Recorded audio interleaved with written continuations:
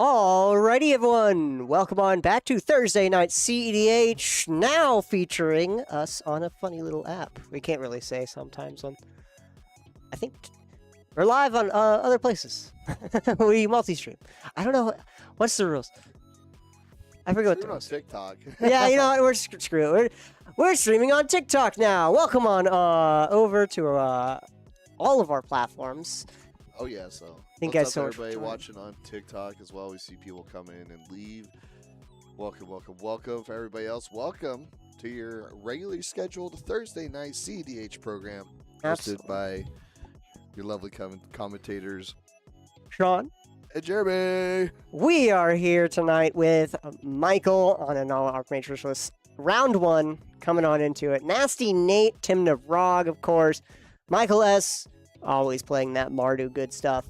And then Matt the Mysterious, always playing the most random of stuff. We're going to be starting up channel point predictions here on Twitch here. So if you guys are watching on Twitch, put in your channel points. That way we can see how it goes. The Nat 20 clan tag. Nat 20 clan tag, yeah. Nat 20 Maz, there we are. Welcome on over, y'all. Welcome on over. And we are here with some CEDH good stuff. Every Thursday, as you guys know, we are streaming CEDH. I'm finally back from my vacation last week. It was you alone. Yeah, I was also not here last Thursday. Yeah. Sean was, we missed Sean for 2 weeks. So. Absolutely, but I am here, and welcome on over, y'all. I need to mute TikTok. Oh my god, I have it on, I've it onto the side here for me to moderate. But for now, let us get going. They're finishing up mulligans here.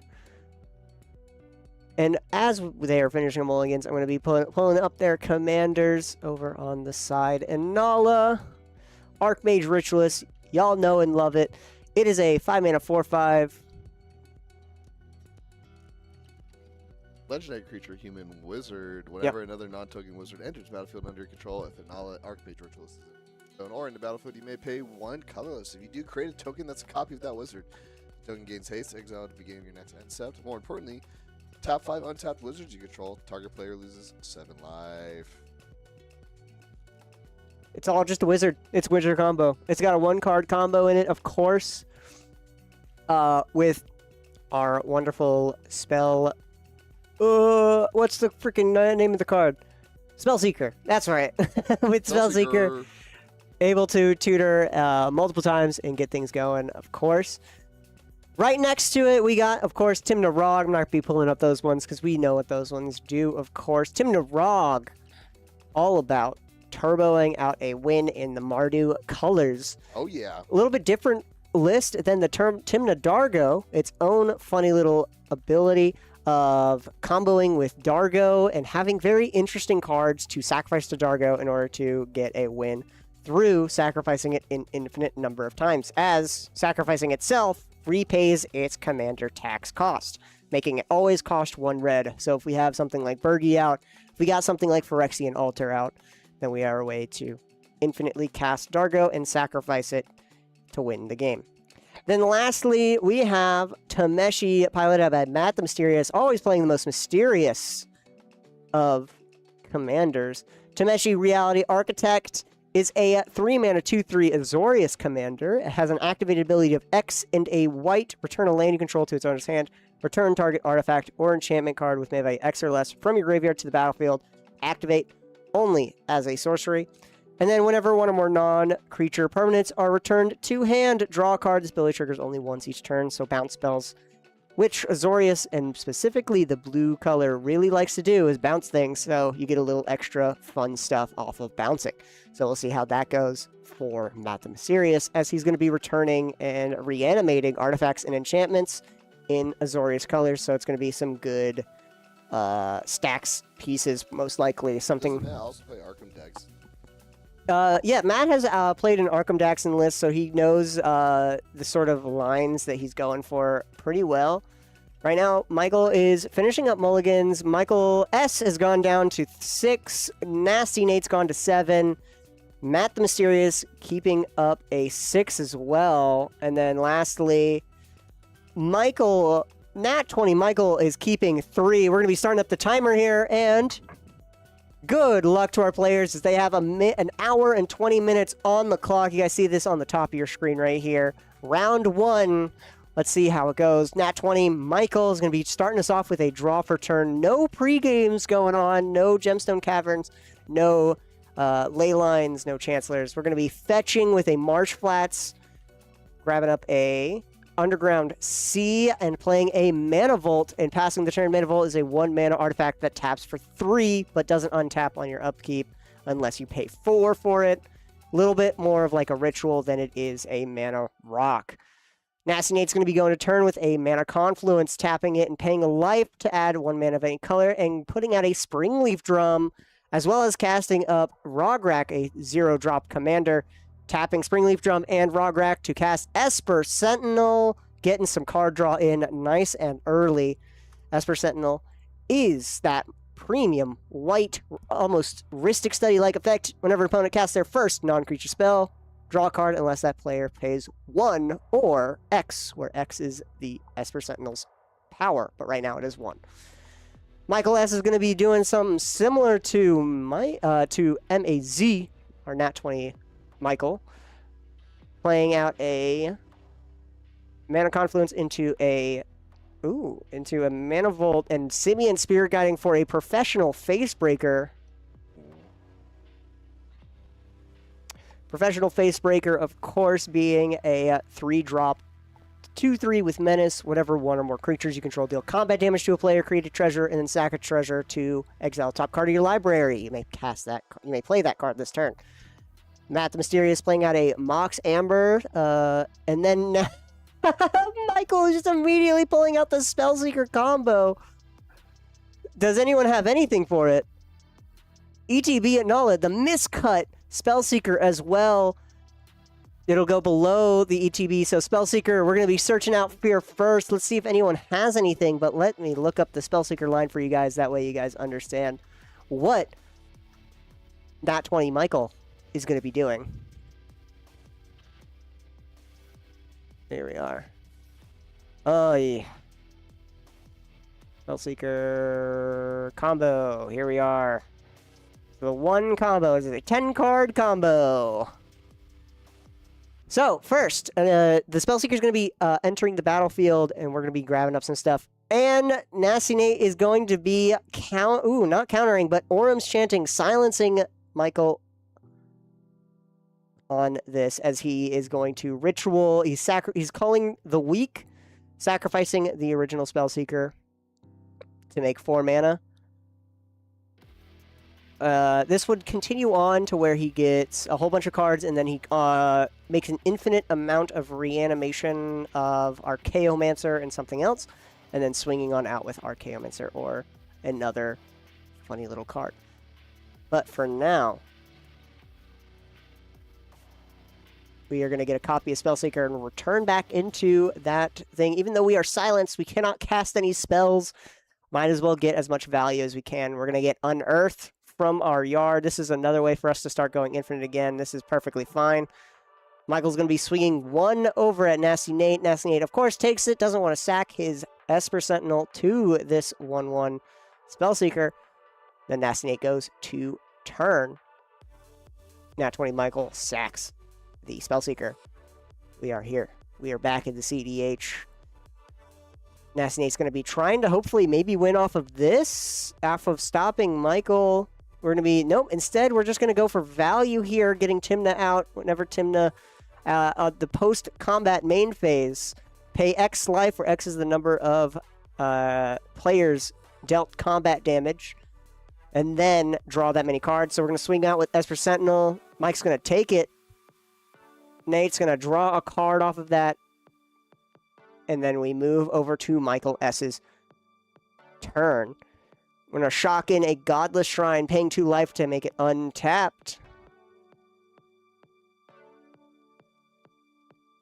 We're going to move to attacks first. Professional Facebreaker. Going to be coming in at, I believe, Nasty Nate here.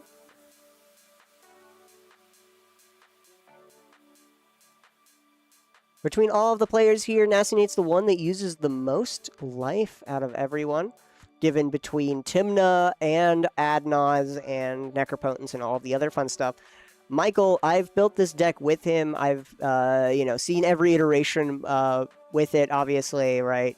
Being employees together for multiple years. This deck doesn't have Necropotence. He does not like Necropotence. He does not like, I believe he might run Adnaz, but only as like a secondary thing rather than his main thing, due to him having 5+ drop spells like Bloodline Necromancer and a bunch of other 7 drops, all that type of stuff. So he doesn't want to take all that damage, so he might be off of Adnaz right now. So if anything, hitting Nate is probably the way to go. We have the Mardu Initiate here, just a mana filter, as well as, let's take a look here. Oop. Michael S. coming out with a Mardu Devotees. All right. Mardu Devotees, a 1-mana 1/2 that when it enters Scry 2, and then it's a mana filter. This is just a sack outlet to Dargo in order to start going off with that. Matt the Mysterious is going to go to turn with 2 mana available. We need to get that at least that 3rd mana out to get Tameshi. But we're going to get to Tartaro. That's going to ramp us up a little bit.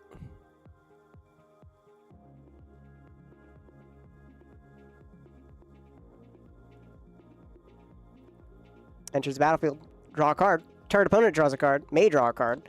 Then, whenever an opponent draws a card, if it isn't their turn, create a tapped treasure. Activate, or this triggers only once each turn. A little bit of a ramp, as well as a redraw. Conjurer's Bauble.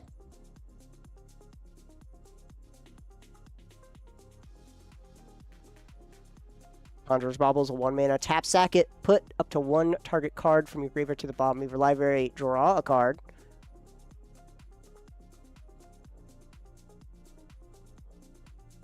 All right, moving to Nat 20 Michael. On Earth, we're going to be returning Spellseeker back to the field. Woo! Go again. Absolutely. Let's see, do we have ways of stopping it again? Maybe Nasty Nate has another silence effect that he's been hiding away.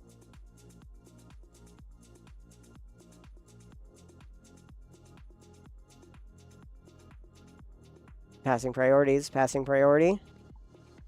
Matt is the only blue player Mm-hmm. at the table, and if he's putting his cards down, that's not good. No. I mean, it's good for us. Go, Michael. Woo, yeah, let's go. Yeah, Michael. It's not good for us at the table. Do we have silence effects?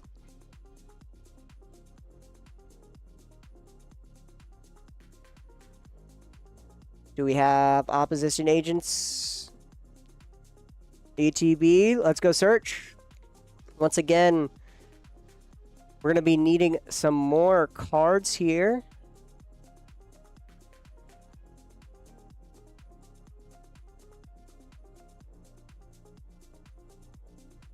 So we're going to get Burnt Offering, casting Burnt Offering on the Spellseeker, making a whole bunch of mana.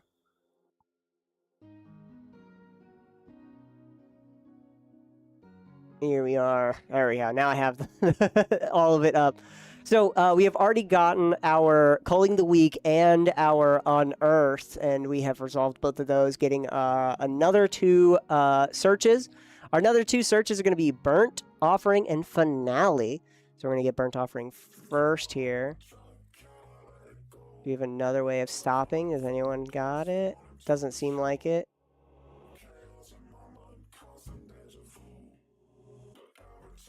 We're going to make 3 black mana. We're going to be paying 1 to make a copy, going down to 3 black mana. We're going to be searching once again for some cards. What can we get for 2? Usually you would get, like I said, usually we would be getting our Finale of Promise because we would have a little bit more mana floating at this point, but we do not.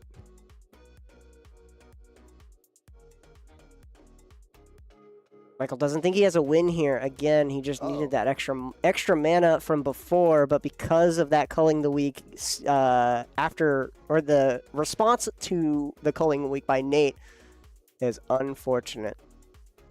You're not able. Welcome on in, everyone. Welcome.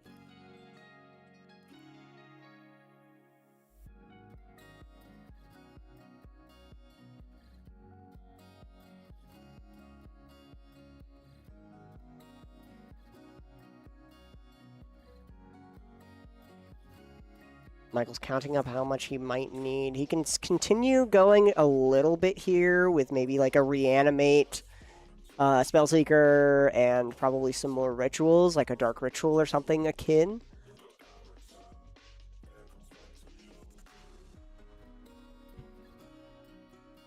Making a bit more mana, but doesn't seem like he's going to be able to get the Finale of Promise, the Finale of Promise mana in order to win the game off of that. The Finale of Promise needs to be X equals 1, and it's already 2 red X. So it's going to be a little bit different. That way he can cast 2 cards from his graveyard, a sorcery, and an instant. So we're going to get that Reanimate with their first Spellseeker. Let us, real quick, move to the combo camera. Alright, casting Reanimate, targeting the Spellseeker. Returning it to the battlefield and losing a 3 life here. We're seeing exactly what people have in order to stop this, perhaps.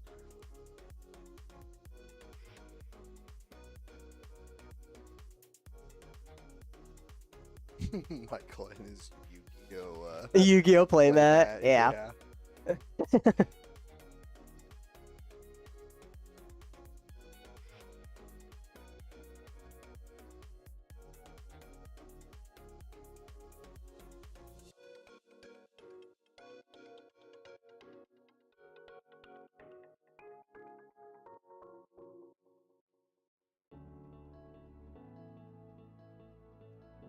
You're gonna reanimate, go get Dark Ritual, make a copy.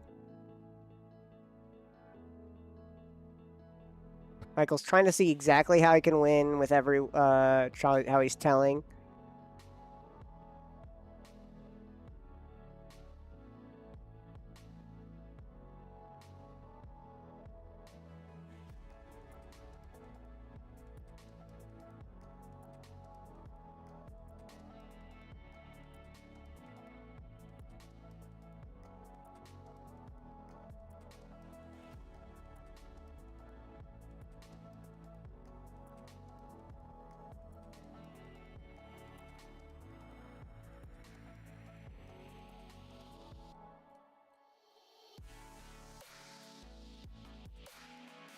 So you're looking to reanimate it and get 2 spells here.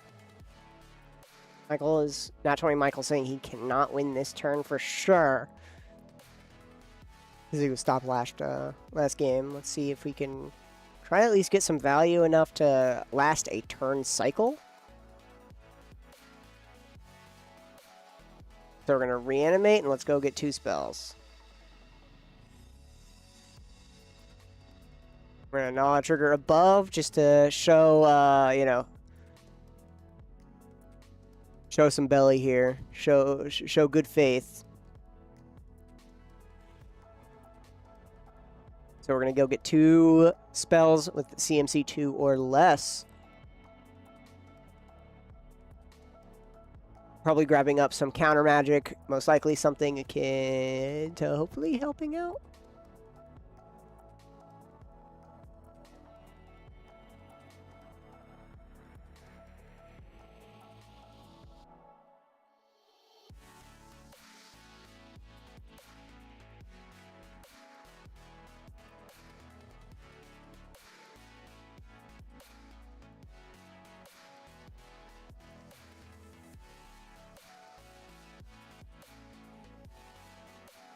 And then 2 damage coming in at Nate.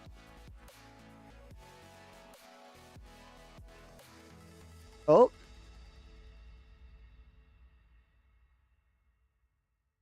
Bill wants to swing this 2 damage in. Hopefully it's someone.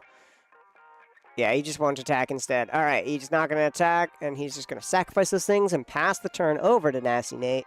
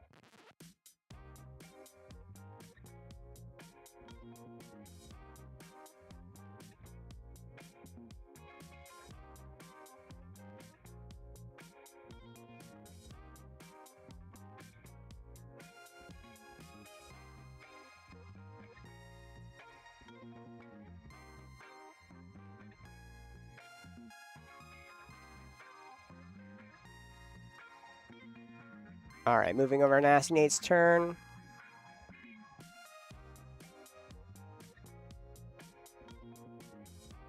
Playing out a Darcy.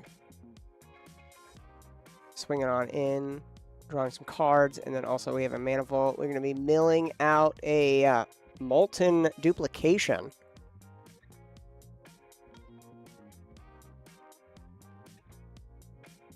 We do not have Dualcaster Win here yet.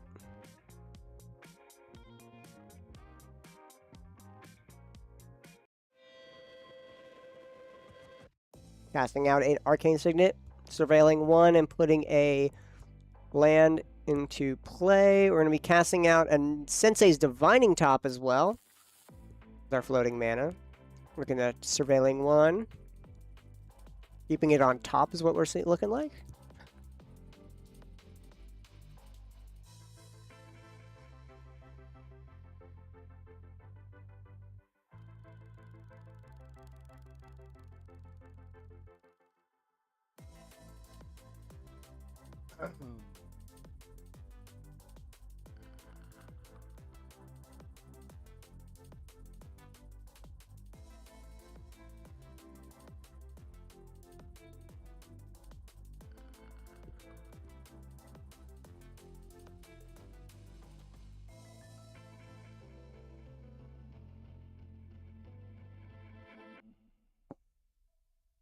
Michael S. goes to his turn. Do have a treasure here with that Professional Facebreaker. We're going to be casting out Timna. Getting a little bit more treasure, or getting a little bit more card draw, a little bit more card advantage onto the field here. So a combination between Professional Facebreaker and Timna. We're going to be getting a good amount of treasures and card draw. The two things we need in order to win Magic the Gathering. Mana and card draw. We're going to be swinging on out with Impulsive Pilferer and our Professional Facebreaker. Professional Facebreaker's coming in at Matt here. Only one creature out, so Madness is going to be pretty good. Impulsive Pilferer hits as well. We're going to be making 2 treasures, paying 2 life, and drawing 2 cards here. Oh, swing. Oh, actually 3. Sorry. Yep, he did swing with that Mardu Devotee over at Michael as well. So we're going to pay 3, draw 3, play out our land for turn. Bloodstained Mire. There's 3 mana available. This might be enough to win, actually. He'd be able to hopefully get Dargo out here if he gets a Phyrexian Altar. That way he can sack Dargo infinitely. He just needs a sack, a payoff with it. Most likely there's something akin to like Sephiroth or Blood Artist.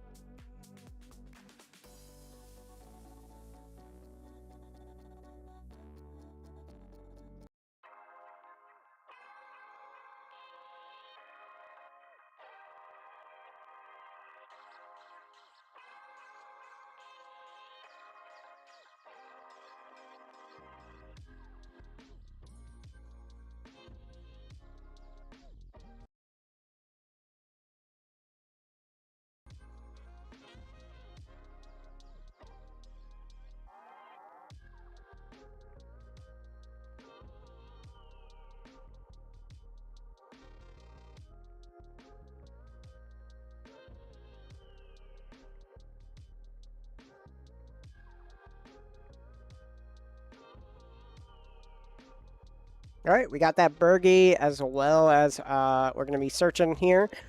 So with Bergie, we're going to be refunding that 1 red from Dargo. Oh, we're going to Flare of Duplication in response with Nate copying the Diabolic Intent. And then Matt's going to Mind Break Trap both the Diabolic Intent and the Flare of Duplication. That is the third card. That Diabolic Intent is the third card cast here with between Bergie and Lotus Petal on Michael S.'s turn. Going to be countered, and now it's got nothing. But Dargo can still start popping off here.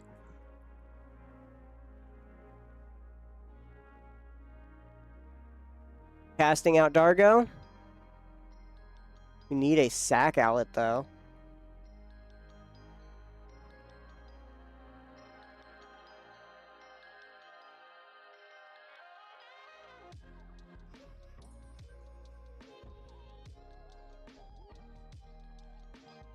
One red here for Dargo.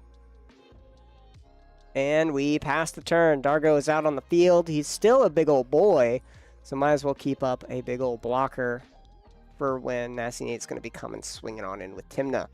Though, Nasty Nate does have a Darcy out, so he's going to be having a flyer available to him. Unless Dargo has reach? Dargo has only trample, no reach, even though he's a giant pirate. Matt the Mysterious goes to turn.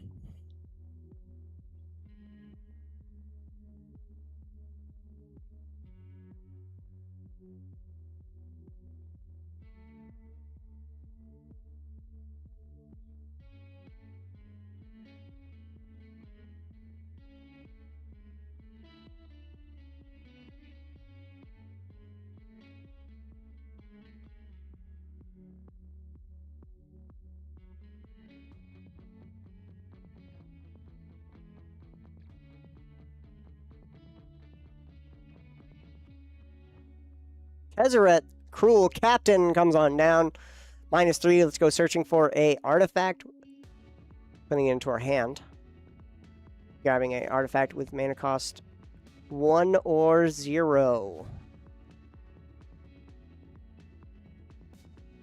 Then whenever an artifact comes in, put a loyalty counter on them.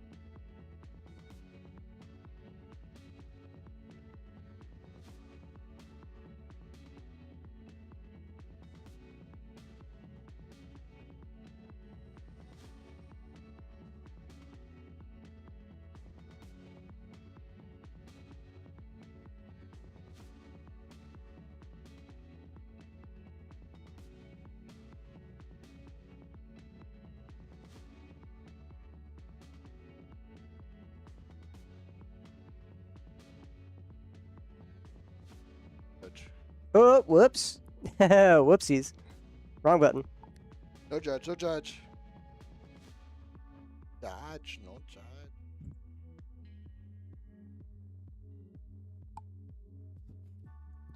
All right. Michael didn't have anything on his turn, unfortunately, so we're going to be moving over to Nasty Nate. Grafdigger's Cage, of course, stops a lot of what all of these decks do, which is caring about casting things from the graveyard, whether it be from something akin to Underworld Breach, Yawgmoth's Will, or reanimating things from graveyard. like what Michael's trying to do over and over again. They should personally, just, in my opinion, let Michael. Just let Michael win. Yeah, let manager Michael win, because, oh my god, you're going to be fired. Yep. It's Michael and Zach now. Yep, They lose, absolutely. I get fired.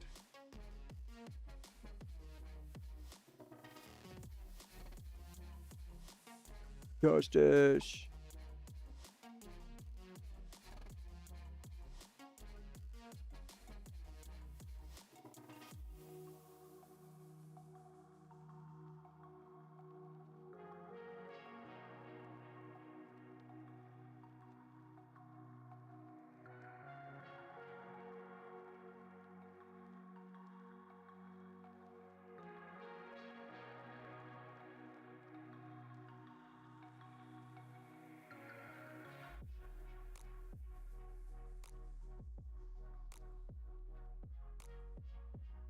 Yeah.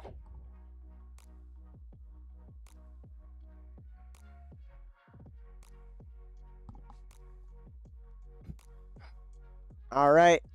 Nasty Nate has Necroponts out. Necroponts, pay 1 life. Exile top card of your library at the beginning of your end step. Put that card back into your hand so we can pay a whole bunch of life.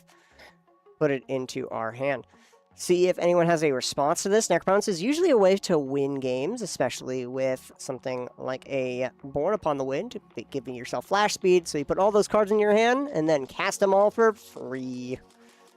Not for free, but at flash speed before you can discard them down to hand Flash size. speed is very nice still. Flash speed is very nice. Essentially, pay 1 life, draw a card here.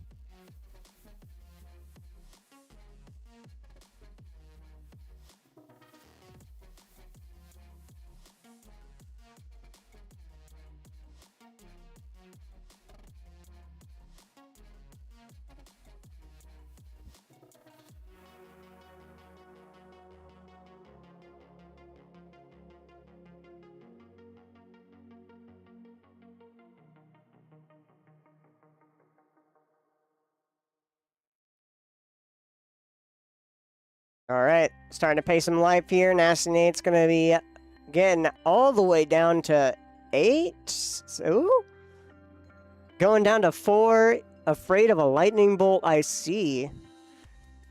So we're going to be getting up, I believe, 30 cards here.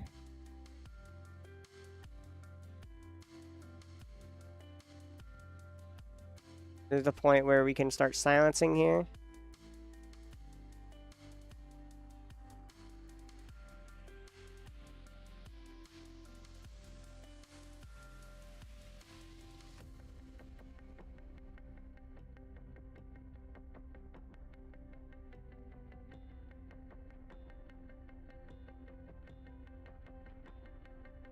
All right. Pretty much drew 30 cards here. We have any flash speed? We do have Emergence Zone in. Oh, we do have Emergence Zone. All right, so we can go off here. Let us start going into Nasty Nate's seat here. Taking a closer look as we have Emergence Zone, so we're going to be cracking it here most likely.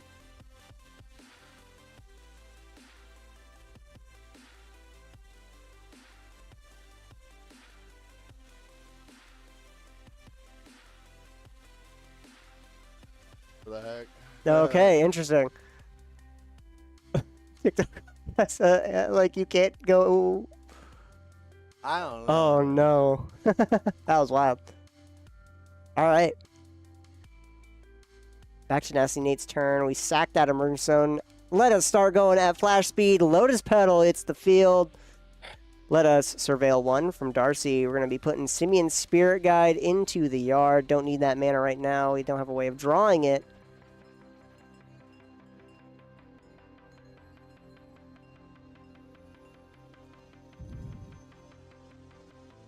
Storm might be relevant here, given Flusterstorm. Right now we're at Storm 2. Necroponents and Lotus Petal. Mox Diamond, discarding a land. Now we have 4 mana available. Surveil 1, putting a land in yard. Just in case we might want to draw into something a little bit better.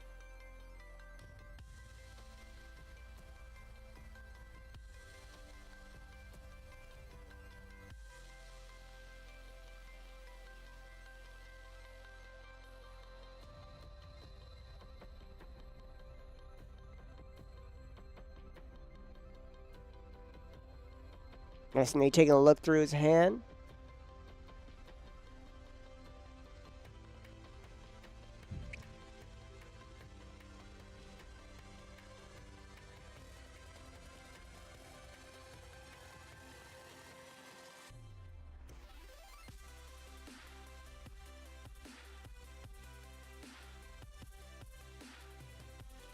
Do we have the win here? Nasty, what we got? We have 4 mana available to us. This is pretty good. We have a Sensei's Top as well, just in case we do find something we want with Darcy while we're surveilling. To emergency draw a card, if need be. Pay 1. We're now in bolt range. Sack the Lotus Petal. I know Michael runs Bolt. Grim Monolith, instant speed here. Might as well just go on down to that 3. Darcy, we take a look. We're going to be shooing that Savine's Reclamation away. Then be exiled from. It is a trigger, actually. Necromotans is a trigger, so he can be responding to the trigger.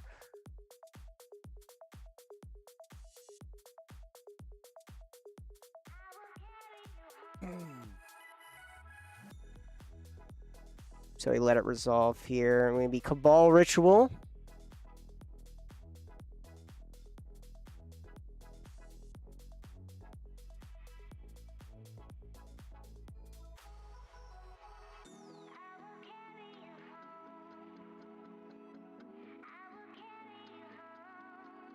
Cabal Ritual. Darcy's going to surveil the Enlightened Tutor away.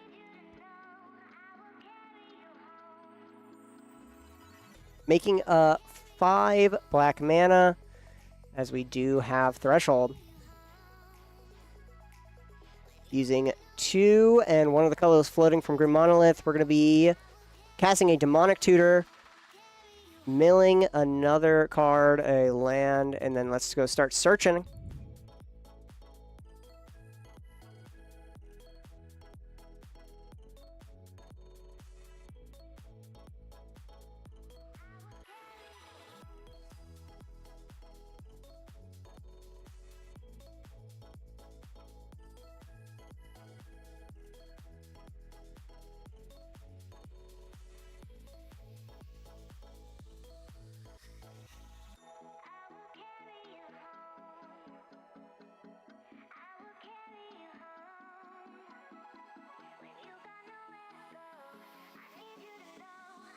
Just gonna make sure I am actually. Yeah, whenever you discard a card, exile that card from your graveyard. So it does hit the graveyard. It just will be exiled, but this is with Necropun's trigger on the stack.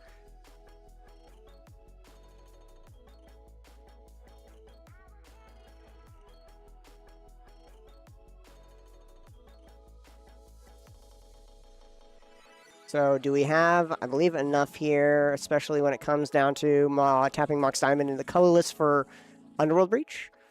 And then we can start Demonic Tutoring again, exiling our 3 lands from the yard. We also have Cabal Ritual to get more mana back in order to do that. And then we have Infinite right there with a Codex, no, not Codex Shredder, Grinding Station to mill ourselves out and continue to recast something like Lotus Petal.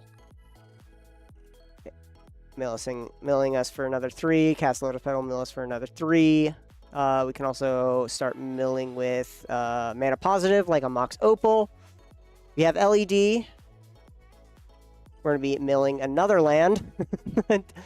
Every single Darcy Surveil has only been lands after land. After land, after land, after land. Fetch land, dual land, fetch land, fetch land. Oh my word. No silence effects over from our Mardu friend across the table.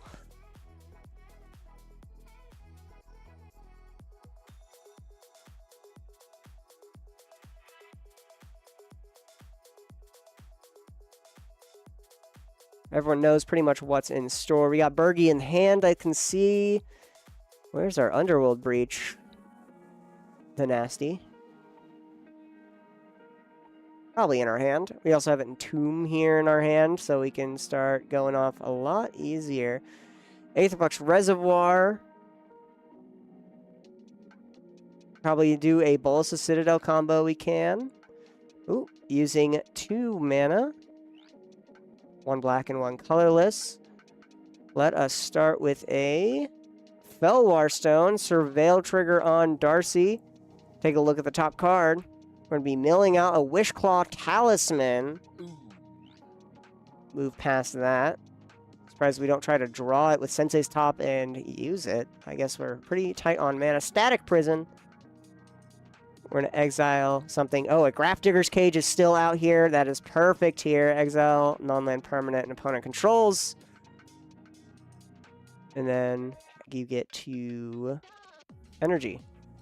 And Darcy is going to flip an Infernal Plunge into the yard. Let's take a look. Let's look at what we got. Yep, that Grafdigger's Cage is exiled. It is flipped over. Gone for a little bit. We are good to start doing some Under Breach combos. Nasty Nate. There we go. Rite of Flame. Darcy Trigger. We see something a little nice on top here, maybe. A little hesitant to flip that into the yard. We are still going to do it anyways. Tainted Pact into the yard. As we make 2 red mana. Let's use just the 2 red. Counting how many cards we got in hand. Jessica's Will. Getting more red. Red. And exiling top 3 because we do have Timna outfield. Paying 1 and 1 here.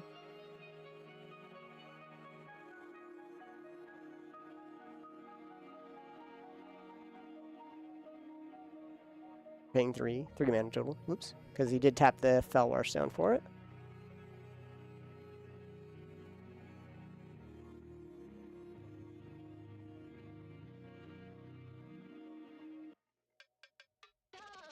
Alright, we're going to be going up for red mana, exiling top 3 cards. There's a Paradise Mantle, a Goblin Engineer, I believe, and then a land.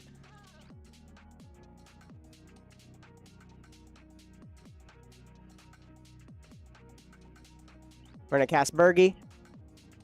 And we'll start Ritual in here, especially with that Paradise Mantle. We're going to cast that Paradise Mantle, making another red mana from Bergie. Surveilling 1, keeping that on top. Taps to draw that 1 card that we need here. Actually, nope. Oh, he's going to put Silence into the yard, actually. He does not need it.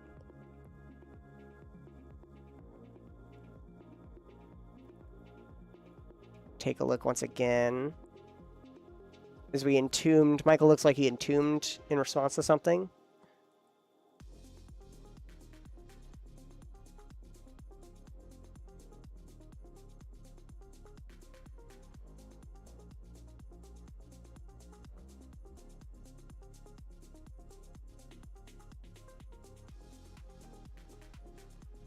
Michael could be able to top deck here with Professional Facebreaker. All right, let's go to sack a treasure and exile top. It is a nothing. It would be a silence effect. If only he had that earlier, but Ranger Captain Vios is now in exile forever. Reign of Filth. We're going to be able to sack our lands here for mana. We're just going to be able to get 2 black mana. Let us mill out an Imperial Seal. We're going to sack our 2 lands for 2 black mana. There we are. And we are going to Entomb. Surveil 1 first. Putting a Pyroblast, or Red Elemental Blast, into the yard. Let us take a look through our library and grab up a card to put into our graveyard.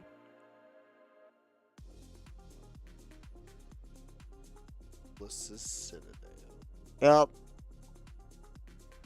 Going to be trying to cheat that out. He does have that Aether Flux in hand, remember. So he's going to be able to go through his deck a whole lot. We're going to cast our Aether Flux here. And milling out a Dark Ritual. We're at 17 Storm, resolving that Entomb here.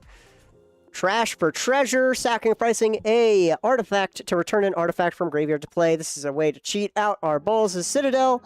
Bolas' Citadel is going to be coming out here, and we are going to go infinite as we draw the top card, cast the top card, and gain 17 life, and then gain 18 life, and then Sensei's Divining Top just gets cast infinitely, or as much cards we have in the library. And we deal 50 damage to every opponent, and Nasty Nate, wins round 1 of Thursday Night CDH. I love the Nasty Nate thumbs up seal of approval. Yep, absolutely. That's a dub. All right, well, we'll be right back for round 2 here in just a little moment. So stay tuned, stick on by as we get it nice and going. Thank you guys so much, always, for coming on by on Thursday nights. Make sure you join our Discord, check Yes. out our Instagram for events, and check our Facebook for upcoming events in stores, along with Discord, of course, having events. And check out our website. But we'll see you guys here shortly in round 2. Don't go anywhere. Be right back.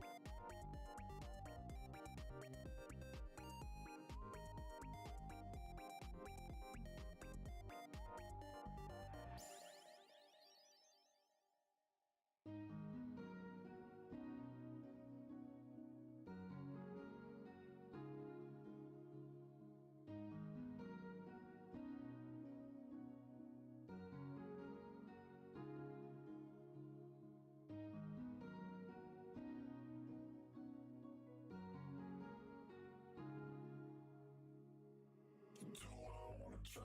Can I let it go? We're running from the past, wanting to be sure. Chaos in my mind, constant deja vu. But every time, it comes back to you.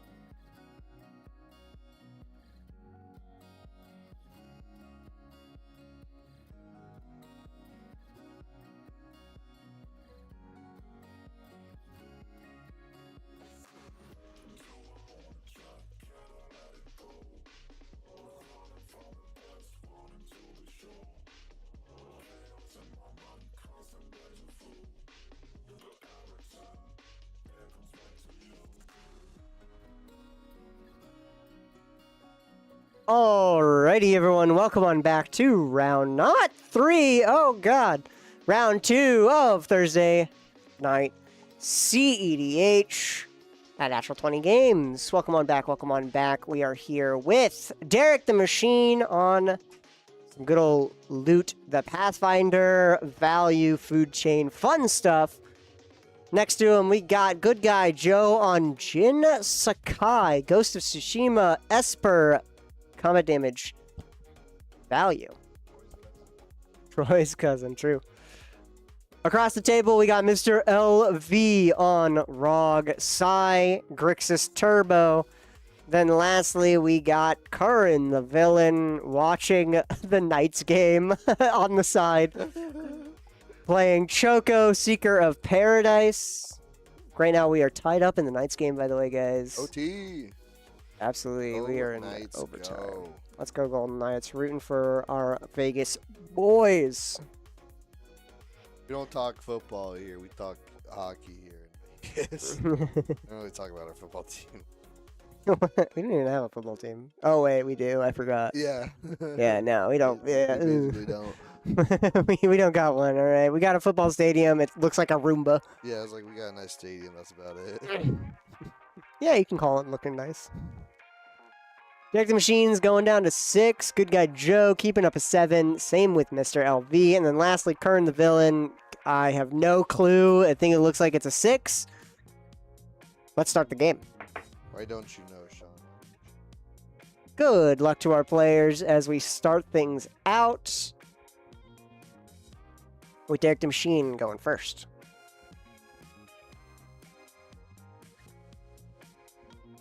Unless we got a, turn 0 play. Gemstone Caverns comes onto the field, exiling a Beseech the Mirror, and then we're going to get a Mystic Remora in order to draw some cards on these first turns. Good guy Joe is going to be just playing out a starting town and passing the turn. Mr. LV draws a card, plays out a Marsh Flats.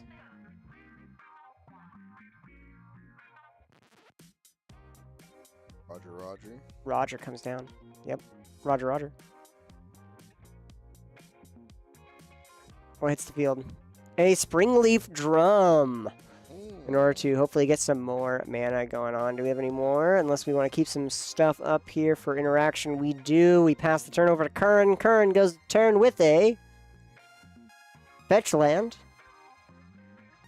to a Savannah. And then a Noble Hierarch. Just a little bit of a 1-drop dork. And we pass the turn back over to Derek. Derek pays for the Mystic Remora. Plays out a Fetch Land into a Mana Vault. Or to pay for our fish a little bit easier. Grabbing up our last land. And then we're going to be passing the turn after we grab up Taiga or a Tundra. Taiga. Not Tundra.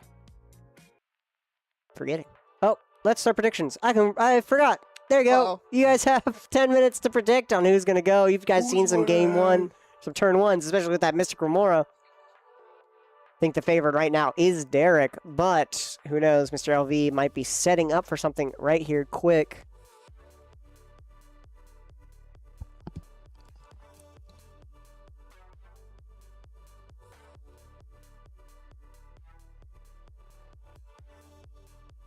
Alrighty, we're going to continue on.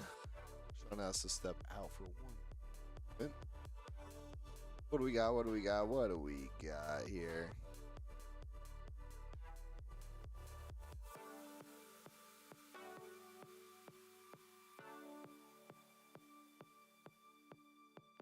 Deck Cottage.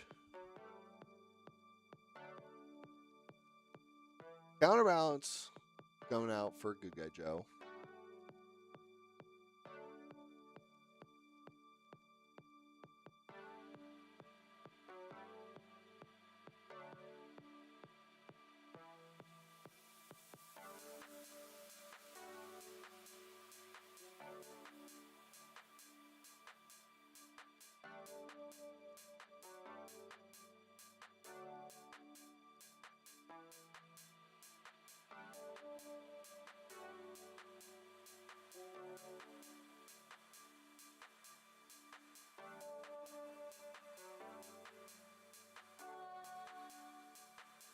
Got a counterbalance from Joe.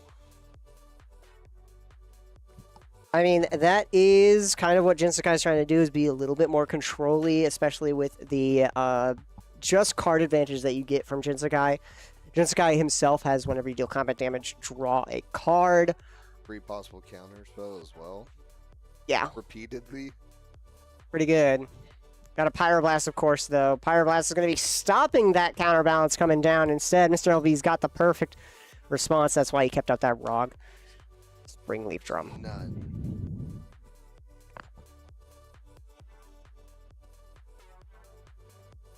And we're going to Grim Tutor. 3 mana, lose 3 life, search for a card, put it in your hand. Bit of a slow tutor here, but anything to get the job done, I suppose.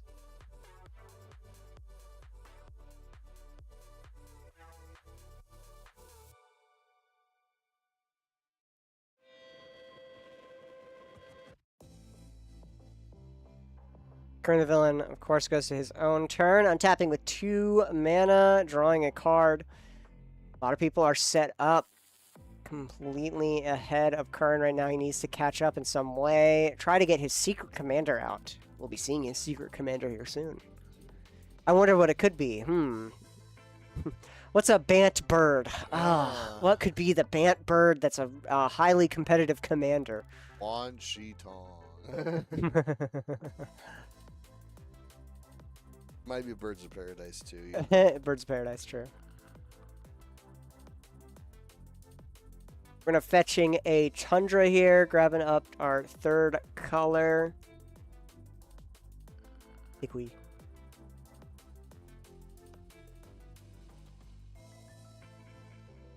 Ooh, actually, we're gonna be shocking in. We're gonna Polywog Prodigy. Haven't seen Polywog Prodigy in a good minute. Polywog Prodigy is. Oh,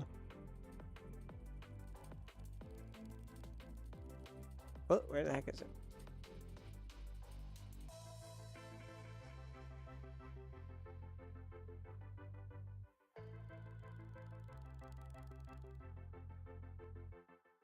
Where the heck is it? I'm trying to pull it up for you guys. There you are. Ugh, I couldn't spell it. Polywog Prodigy, of course. Evolve. 1/3. Whenever an opponent casts a non-creature spell, if made of a less than its power, draw a card. Right now, so it's on 0, effectively. The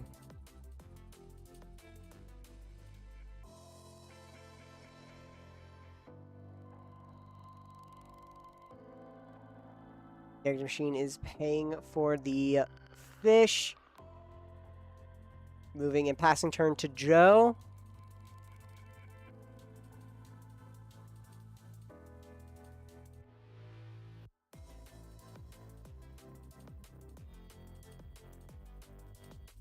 Careful, Derek. I don't want to be showing off your DMs here. Uh-oh. Fighting into Derek's DM. Is he pulling up the stream? He better not be pulling up the stream.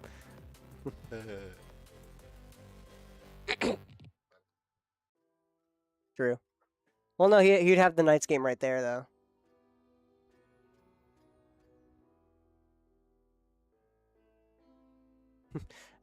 I'm gonna knock just to be. I'm gonna go remind him real quick to just keep his phone back. Oh, Derek? Yeah. Yeah, I'll let him know. Yeah, because we could see it.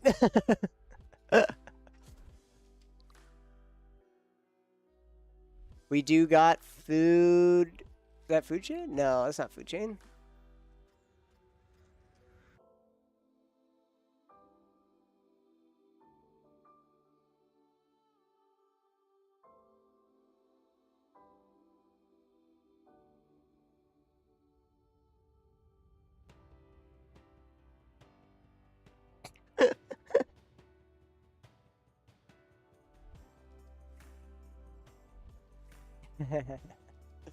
All right, moving over to Mr. LV's turn.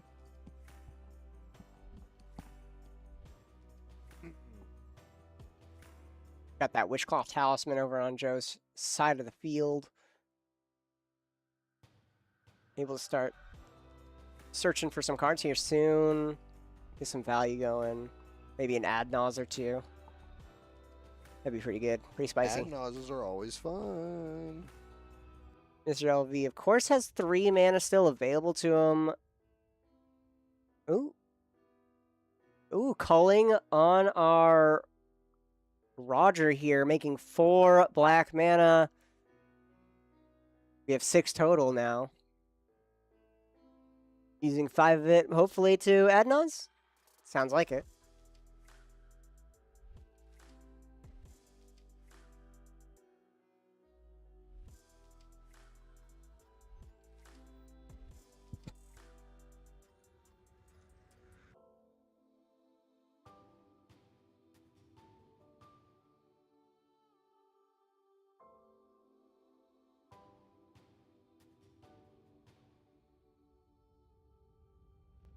And we're going to cast Boluses instead. Oh, just as bad. Just gonna let that hit the ground, man. Just gonna let that hit. We're just going to let it hit. 6 mana. Look at the top card any time. You may play the top card of your library and cast this way. Pay life equal to its CMC rather than paying its mana cost. It's a way to go off here.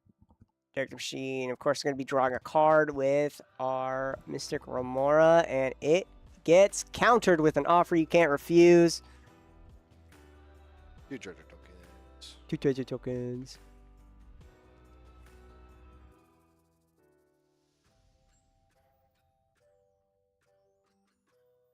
Does Mr. LV have those 2 treasure tokens? Gilded Goose comes down. ETB making a food.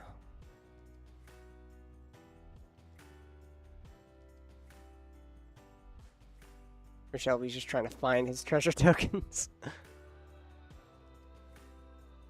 There we go. There's our treasure token.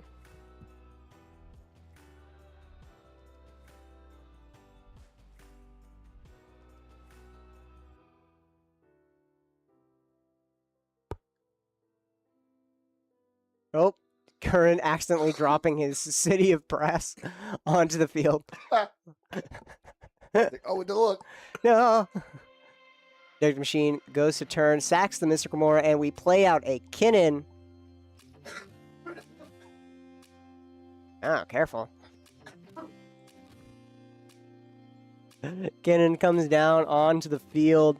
It's a 2 mana funny little card. For 7 mana, look at the top 5. Put a non-human from among them onto the battlefield. Rest at the bottom. And then our non-land permanents tap for 1 additional mana.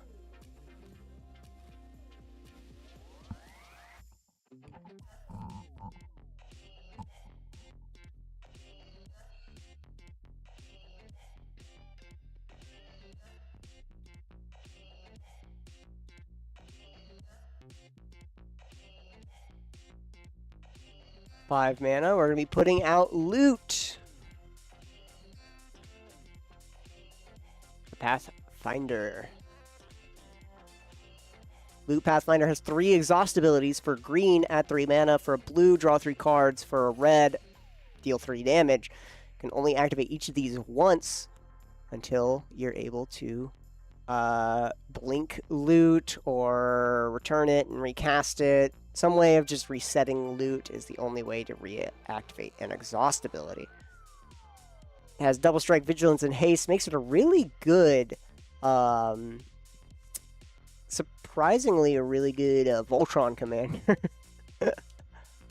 I mean, double strike and haste on a creature is already pretty good if you're able just to stack some equipment onto it.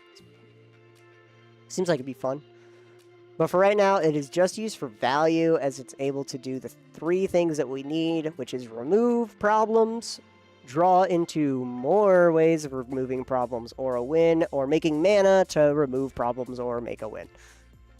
Good Guy Joe's going to turn 3 mana available. He's been kind of harsh on mana. Derek Machine is a lot available to him. Has not missed a single land drop and has kept a good amount of rocks with Kinnan as well. Jin Sakai hits the field. Ooh. Let's take a closer look at Jin Sakai for my for my horizontal viewers here. It is a 4 mana 2/4 with whenever it deals combat damage to a player, draw a card, and then whenever a creature you control attacks a player alone, no other creatures are attacking that player, choose one, stand off to give it double strike, or ghost to make it unblockable. Very thematic. I've actually built this commander in a casual way with like cards for my collection. It's all just like legendary creatures with deal combat damage effects. Either make sure that the combat damage goes or just get double. In the meantime, Mr. LV putting out Silas. It looks like we are not doing good. Silas, of course, is a 3 mana 2/2 with Death Touch. Deals combat damage to a player. Choose target artifact from your graveyard, and you may cast that card this turn. Volsys Citadel is in graveyard, so maybe at some point we'll be able to cast it. Maybe. Do not hold your breath. Yep.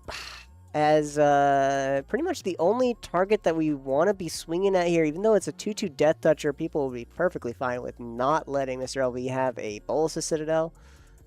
Probably be swinging on in here, maybe at Joe. Joe's going to probably be swinging with Jin Sakai to draw some cards. Path to Exile on the Pathfinder. Unfortunately, loot is going to be removed here, looks like. Dead. We're going to make 3 blue here, and we're going to Ghostly Flicker. Ghostly Flicker, we're going to exile our Mana Vault and loot, and then no longer going to be a target for Path of Exile. Path to Exile, not the game. I love that game. You ever played Path of Exile? I played the original one. I've not played the second one.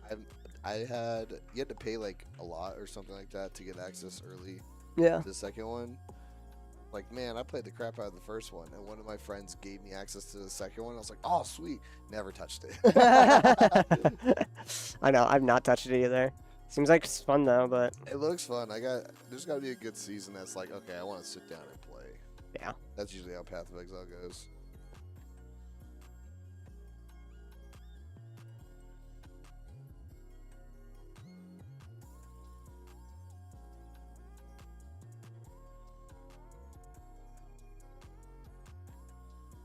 Ooh, right now we're actually waiting on this Ghostly Flicker resolve here. I think someone might have a counter for this. Oh, Fierce Guardianship. We are going to try to counter this Ghostly Flicker in order to remove loot from the equation. Ghostly Flicker also out of the equation here to get more value from loot. That way, also, Mr. LV is going to be able to swing on in here with Silas a little bit easier.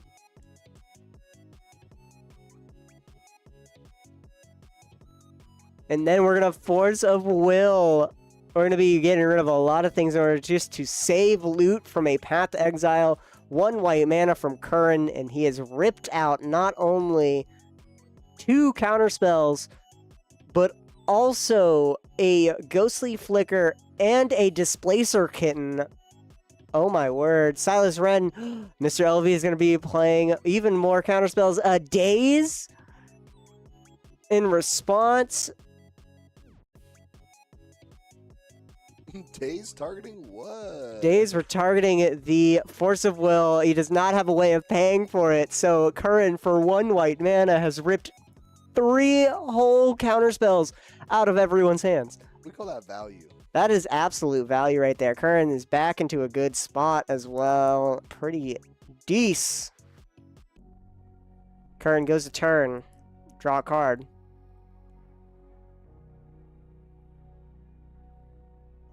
For 4 mana, we're going to be casting out Choco here, maybe? 3, 4... Yep, Choco's going to come onto the field. Is Choco good? Choco. Choco, Seeker of Paradise, of course. Polywog Prodigy is also going to get Evolve Trigger here. Look at the whenever 1 or more birds you control attack, look at that many cards from the top of your library. You may put 1 into your hand, then put any number of land cards from on the battlefield, the rest into your graveyard. So we're going to be swinging on in the air with our one little bird. We got our Gilded Goose swinging over at Derek. It's going to be a 0-2 coming over. Current the Villain's going to be taking a look top card and putting it into his hand pretty much. Drawing just a single card. Unless it's a land. Unless he wants to put the land. May put one into your hand.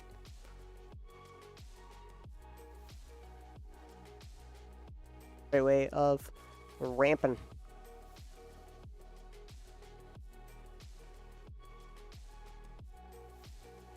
The machine goes a turn. Invasion of Ikoria, the only invasion that people play.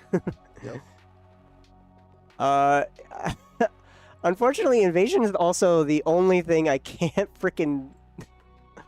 I can't really. I guess I could show it on stream. It's alright. Yeah, there you go. X and a 2 green to search for a non-human creature, put it onto the battlefield. And then it transforms into an actual upright card. Zilortha, Apex of Ikoria. And then we are going to Force of Negation this, actually, and counter it instead. Derek is not going to be able to play anything. He dumped a lot of mana into that in order to hopefully get something that wins him the game. Good Guy Joe's instead going to be going to turn.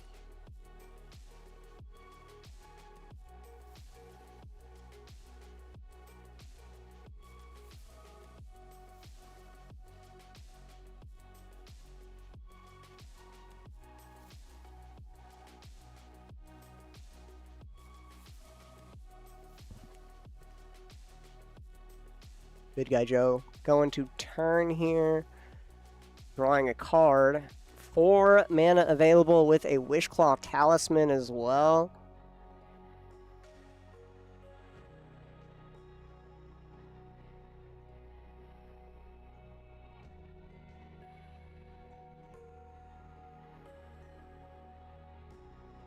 Ancient Tomb coming on. We have 6 mana now. Taking 2, 3 mana. 4. Grim Hireling. Hireling is like a professional Phasebreaker, but in black, and making 2 treasures instead, but not that Menace nor the Impulse Straw. Instead, you can pay a black and sacrifice X treasures to give something -X/-X until end of turn. Pretty spicy. Oh, that's a sick Grim Hireling. That's sweet. Yeah. I love that type of art. Yeah, the Secret Lair one. Like, The comic. I'd say, like, where's it from? I have no clue. Jin Sky's going to be coming on in, swinging Mr. LV with double strike. Going to be drawing 2 cards here, and we have 2 mana available.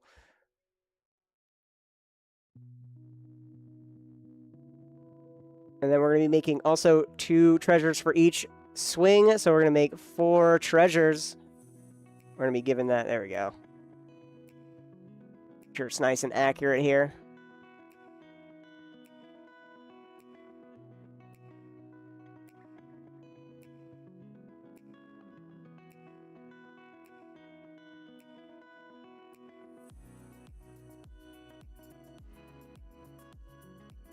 Joe's asking, do we have anything for this guy? As he's pointing over at Mr. LV with a Balsa Citadel in yard.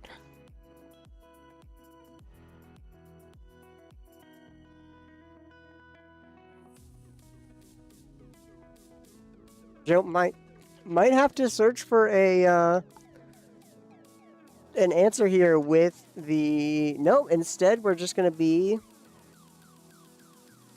dealing some damage. Okay, getting rid of it. Yep, with Grim Hireling, we sacrifice 2, giving it -2/-2. Killing off Silas. We no longer have access to Balsa Citadel in the yard, so... There we are. Grim Hireling showing that versatility immediately. Let's cast Rog for 2 mana.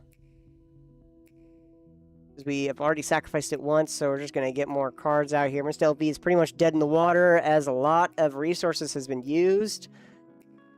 I think, unfortunately, not too good to be using all those, to rip in all those counter spells. Turn the Villain goes to turn. 6 mana available if he would like to sack with that Gilded Goose.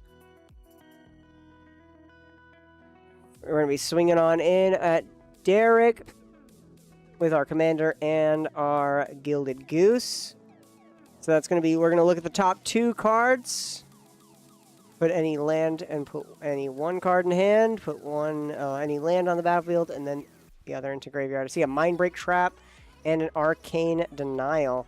Looks like we're going to be keeping the Arcane Denial. And nope, we're going to be keeping the Mindbreak Trap. And then putting the Arcane Denial into yard. Forbidden Orchard. And a Capture of Jingzhou.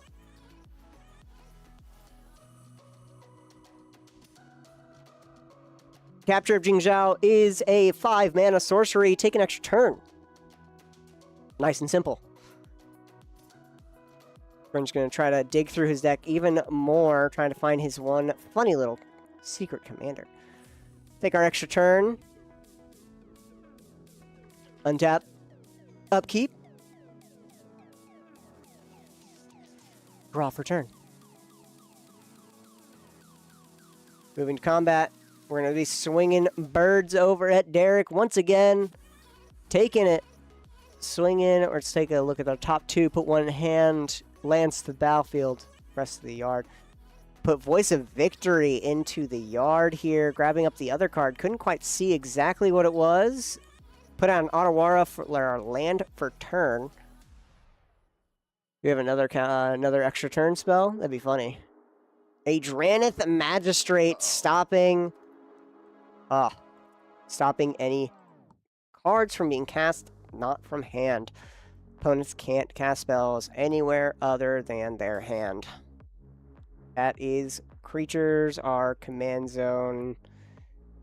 Creatures in our command zone are no longer be able to cast. Commanders are shut off, and that also means Mr. LV's 1 line of swinging with Silence Wren and getting back Willis of Citadels off, as we're not able to cast things from yard. There goes Underworld Breach for 2 of these decks. Oh, Curran hasn't won, bro. Look at it. True. Curran. Win, Curran. Pretty big board state now that he is taking some extra turns and has ramped a good few times. Good guy, Joe. Going to turn here, untapping. Is also the only one that's going to be able to get a good amount done.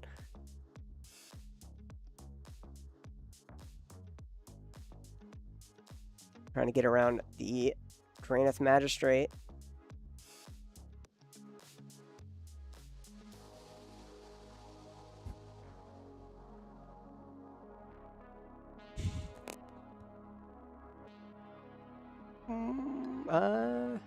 Playing a land. There we are, good guy.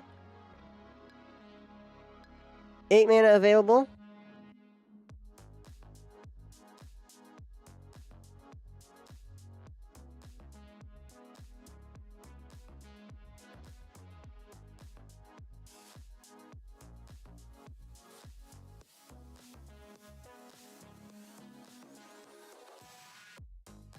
Efficiency at its finest.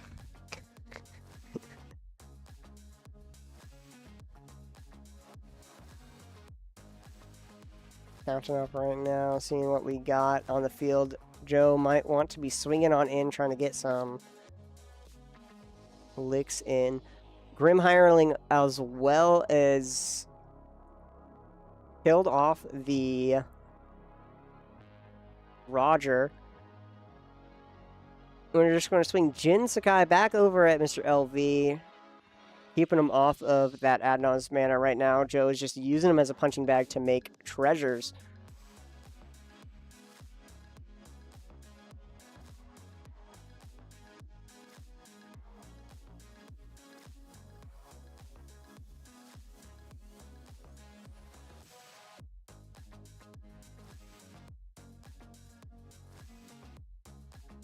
Counting up.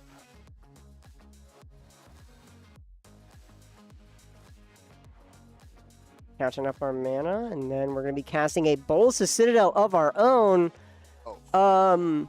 That's fine, I guess. Drenith Magistrate's on the field. It's going to be... it's pretty much... It's going to be threatening to kill off the Drenith Magistrate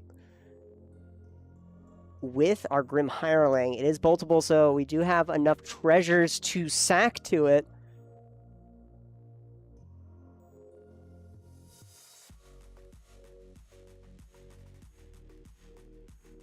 And we can't cast it. I was about to go over there. Yep, he just revealed heuristic studies on the top.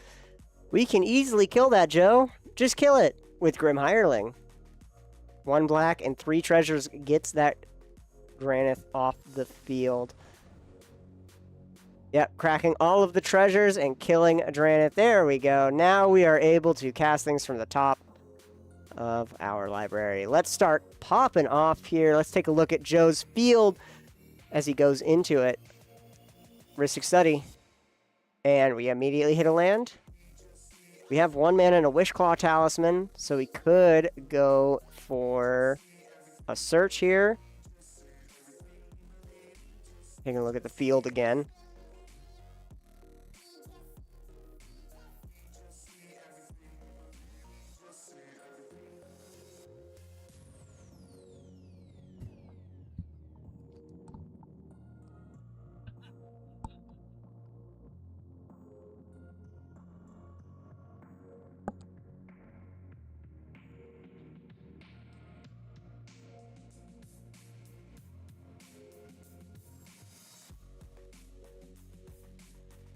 Yeah, Joe has a land on top, he reveals, and he might be looking to shuffle with Wishclaw Talisman, but that is a little bit more risky, as he's going to be giving it to an opponent who's going to be more likely to win the game.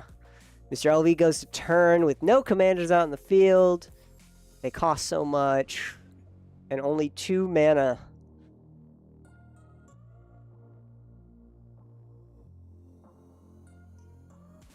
We're not going to be able to... Not really going to be able to cast anything. Everybody has a solid board state, Mr. LV. He's kind of just... I mean, that's kind of the Rogsai way, you know. He tried to pop off, but just got stopped immediately for 1 blue.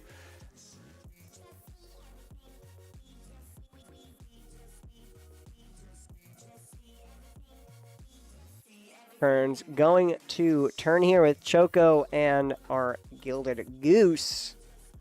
Take a look at the top 2. We're putting 1 of those into our hand, the other into the yard.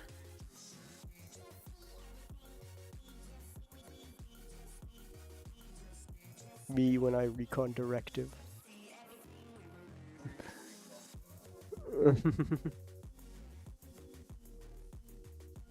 All of these are coming in at Derek because Curran knows that Mr. LV is pretty much out of the game in this turn mode, and 1 counterspell is able to stop him.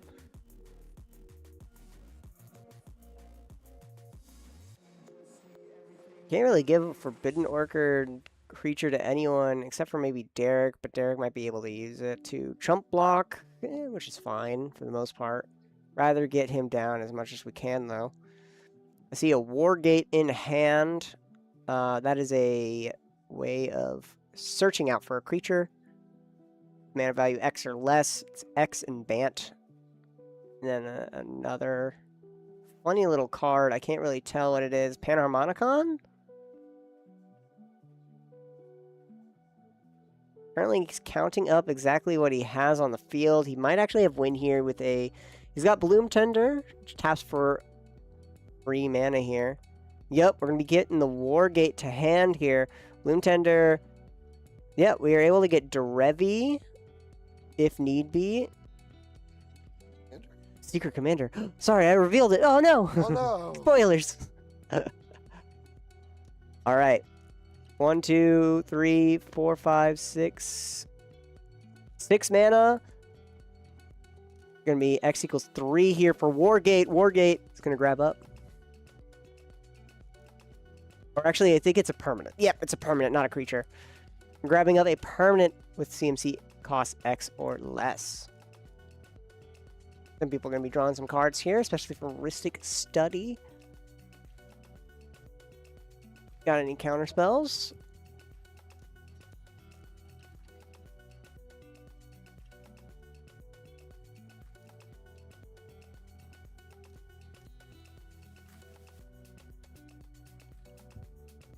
Alright. Wargate, we're going to be searching. What are we getting, Curran the Villain? Alright, let's... just get it ready. What's a 3-cost bird that we want to have out right now? Maybe something that untaps things? Especially with Bloom Tender out?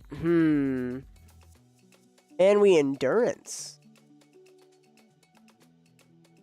Oh, Eternal Witness is going to be hitting the field. That's what we get, actually.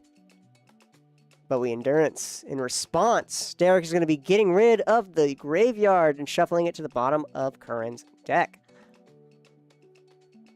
Or shuffling the graveyard and putting it on bottom.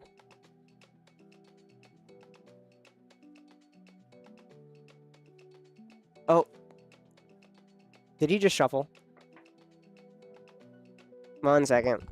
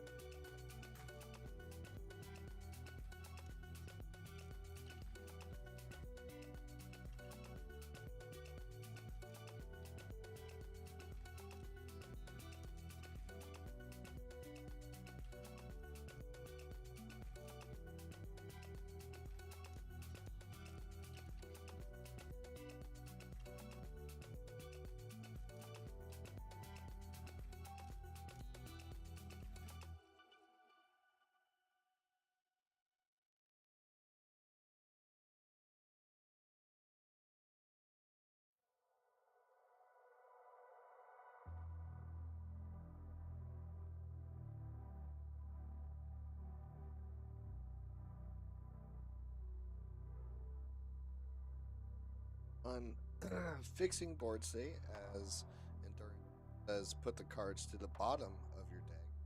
Shuffle into your deck.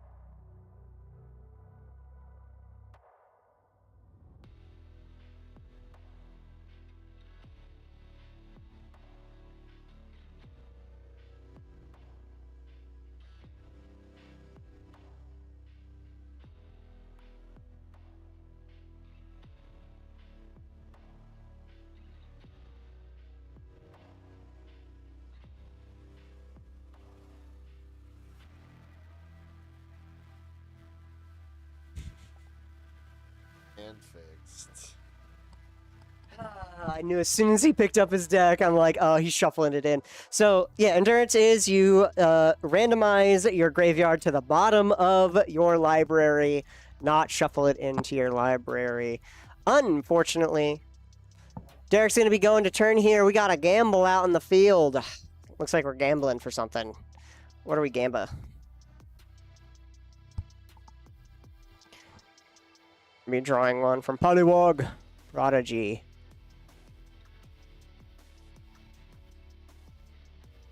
Luckily, we were able to correct the graveyard. We pretty much all of the went into the graveyard were on stream, so we're all good there. So we just get it into the yard. Very good. Luckily, we have the Eternal Witness on the field, and maybe we can try to get draw into our little Blinker or even Derevi. I'm surprised he didn't go grab Derevi in the first place. The Secret Commander. And then we'd be able to blink our, or untap our Bloom Tender, get some extra value, have another funny card in hand. Who knows?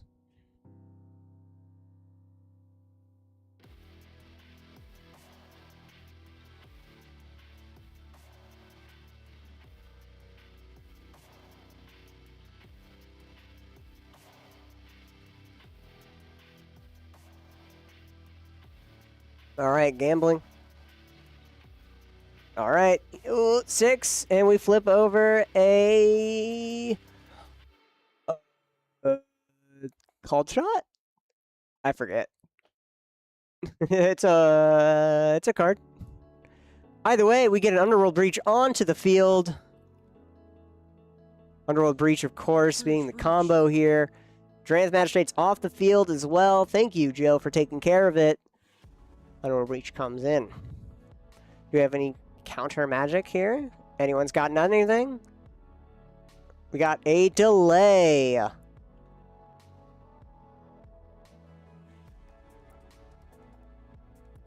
Delay, of course. Counter target spell. If it's countered this way, remove it from the game with 3 time counters on it instead of putting it into the graveyard. If it doesn't have suspend, it gains suspend. So you delay something for 3 whole turns. But we're going to Mind Break Trap in response, exiling it. And then we Mind Break Trap in response to the Mind Break Trap.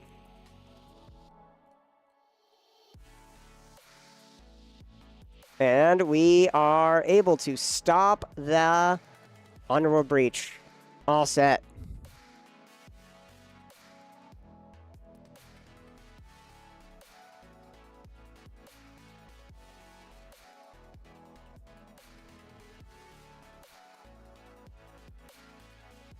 All right, now it's Joe's turn as Derek got stopped, pretty much tapped out with 2 mana here.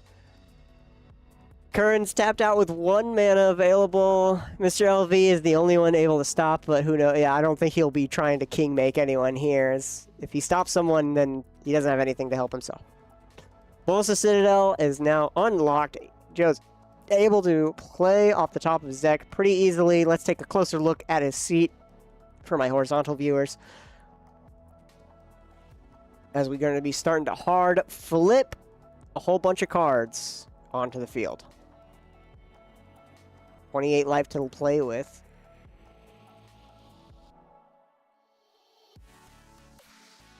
Alright. Take a look at the top card here. We're going to cast it for 0. Chrome Mox, imprinting something.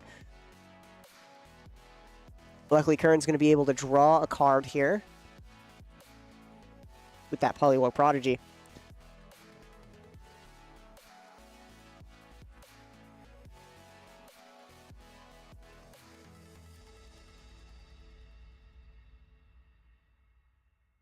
We're going to imprint a Op Agent. No need to stop searches here. Looking at the top. Is it a land?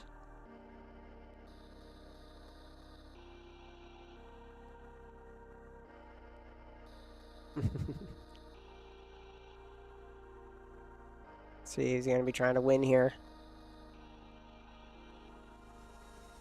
Got a whole bunch of mana available to him. He just needs like a Sensei's Top and Aetherflux Reservoir, and he's going to be winning just like Nate did last round. This might be the lucky seat right here. Seat 2 into Bolus's, like a Bolus's based deck. It's pretty spicy. Yep. Same spot. 2 mana, we're going to be casting a Delny. Streetwise Lookout. Delny, of course, is creatures you control with power 2 or less can't be blocked by creatures with power 3 or greater. And then if an ability of a creature you control with power 2 or less triggers, it triggers an additional time. So it's going to be triggering something like Jinsakai, making everything both unblockable and double striked. And then Grim Hireling, every creature is going to make him 8 mana if they hit. What the frick?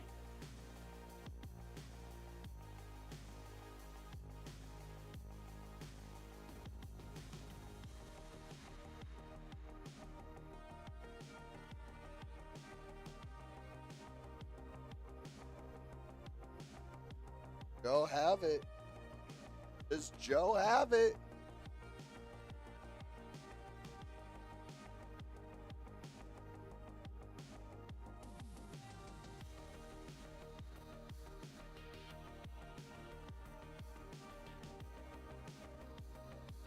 Combat?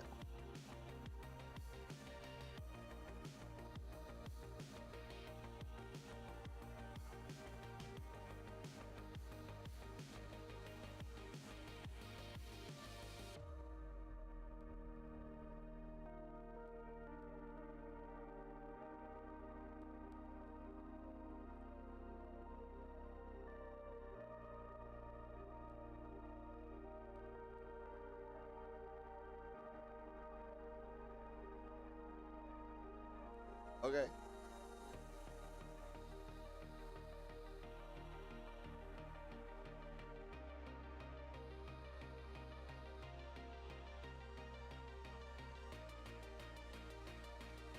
A lot of treasures being made.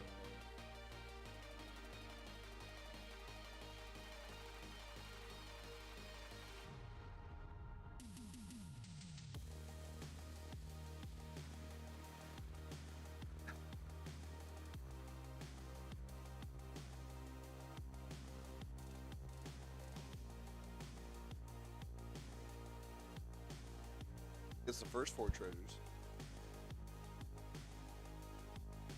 Ooh, Sean had to talk to the principal. Yeah, just some technical difficulties on the outside.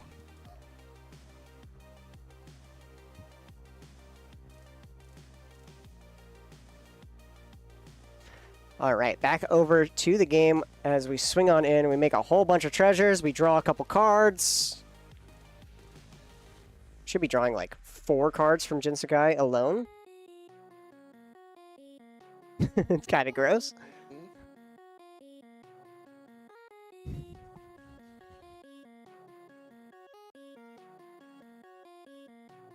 We're going to pay 2 life. Let's start flipping off the top once more. Grand Abolisher, we are trying to win here now. Grand Abolisher, players can't activate abilities of artifacts, enchantments, or creatures. And then you can't cast spells. So Grand Abolisher is going to be stopping and silencing everyone. Let's start winning off of this, Joe.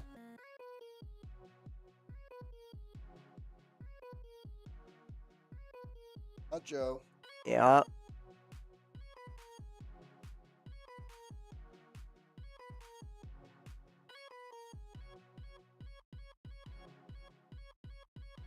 We're milling 3 here at a time.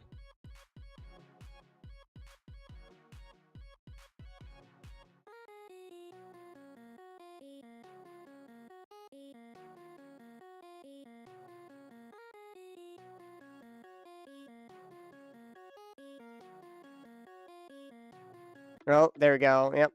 That is the brain freeze targeting him. So he started milling some cards here. That's the only way that I guess Mr. LV had the stuff. So let's start winning. Wishclaw Talisman. We're going to be activating, searching for a card. Most likely a Sensei's Divining Top.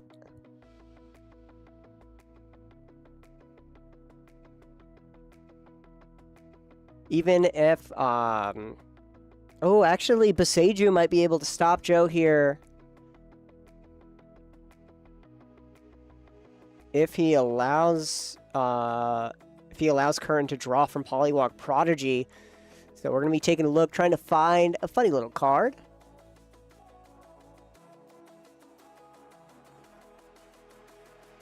And we're just going to play out a Thoracle and Tainted Pact. Not even going for the funny combo. Not going to sugarcoat it. We're just not going to do that. Yep. And that is Good Guy Joe. Our number 2 player, our lucky seat today has been seat 2. Absolutely crazy. By the way, guys, we are partnered with Zenny. Zenny. If you guys are looking for some sunglasses and prescription frames for yourself, whether they are prescription sunglasses or prescription glasses themselves, you want them stylish and nice, check out Zenny. We are partnered. If you guys use code natural20LV at checkout, you guys get 10% off So use natural 20 LV at checkout for Zenny. Get yourself some new glasses. Get some new stylish glasses that don't break the bank. Nice and good. Sure. I'm grabbing up some of myself. You know, the Vegas sun blinding me absolutely. Oh, so yeah, I'm going to be next grabbing paycheck, up. I'm getting a custom set of glasses. Absolutely. I need to get my prescription from my doctor. So, but of course, visit Zenny, of course, and put in our code. But we'll be right back with round 3, our final round of Swiss. As we go in, after that, we'll be going into our top 4 cut. Only 4 rounds tonight. Not going to be going for too long.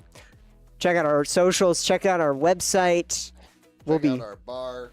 Oh, absolutely. Always got events going on over there. We're actually watching the Knights game, so if you guys are looking to get a good place to watch the Knights. And someone just kicked my box. I'll be yelling at them. Let's go kick them. But we will be right back for round 3. Stay tuned and see you in just a little bit.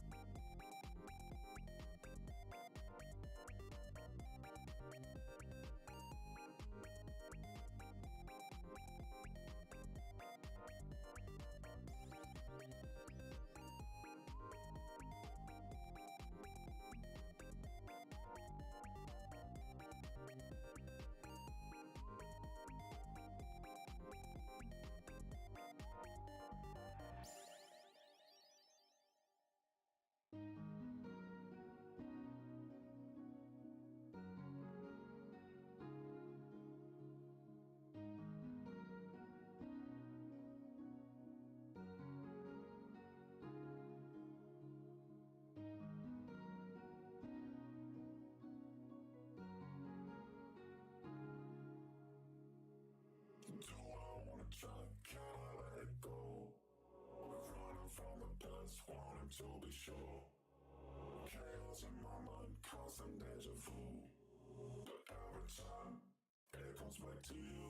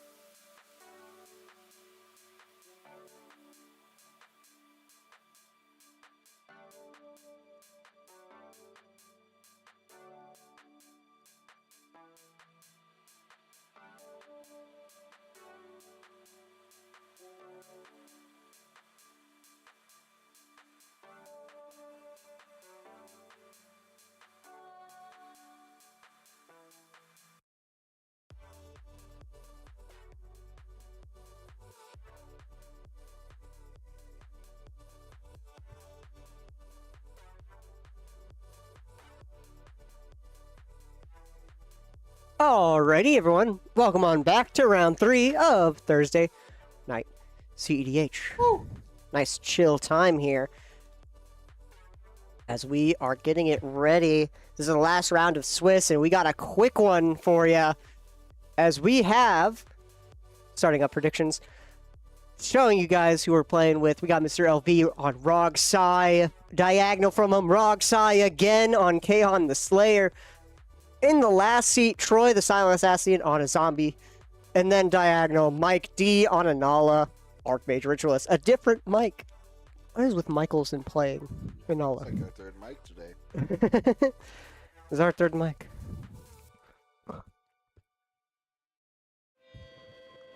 We started offering beef jerky at our store. Hey, good. And oh my god. Local guys named Vegas Select come on in, handed us some beef jerky, and we're like, sure, we'll carry it. I'm now just trying it because I've been away for a while. Dude, this is good. Pretty good quality. I always try the peppered one because it's like very hard to get a pepper one wrong, so it's a good baseline. Original's not bad either.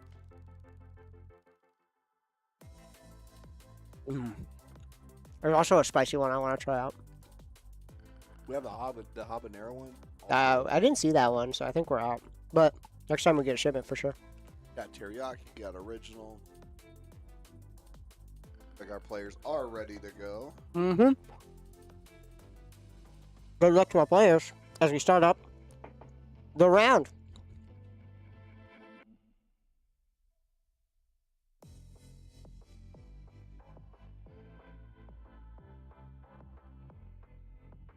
There's LV heading on first here. Talking in a watery grave.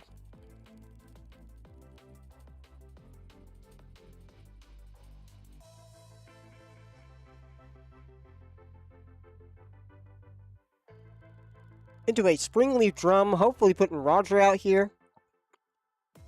There we are.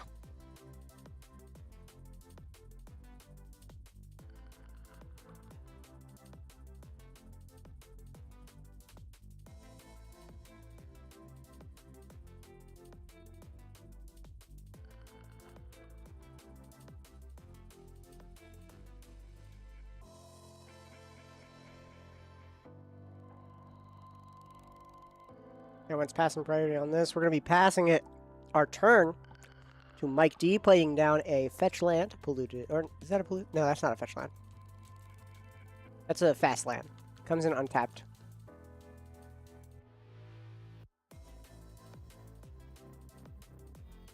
See you, Brass.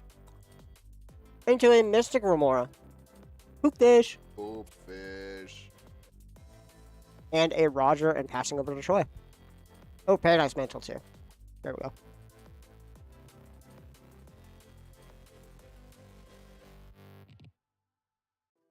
go. Mystic Remora as well. Kaon's going to draw a card from that. Alright. Let's start seeing some spells being slung. We gotta pause for a second. Kaon has to use the bathroom. In the meantime, we should probably tell you guys about something a little funny. We're partners with Zenny. Yeah, we are. Our sunglasses brand that does a lot of nerd stuff. If you guys don't know, they are mainly partnered with Level Up, our local convention here. Yes. And we got in contact with them. Now we're partners. And you know what that means? We have a code, Natural20LV, at checkout at Zenny. That way you The light guys... selection that they have, all the lenses that they have. They got sunglasses, they got prescription. Yep. Need, and it won't cost you an arm and a leg. Yep, pretty good. We were talking to the guys, and he said it was very hard to get to like a $100 or $200 mark.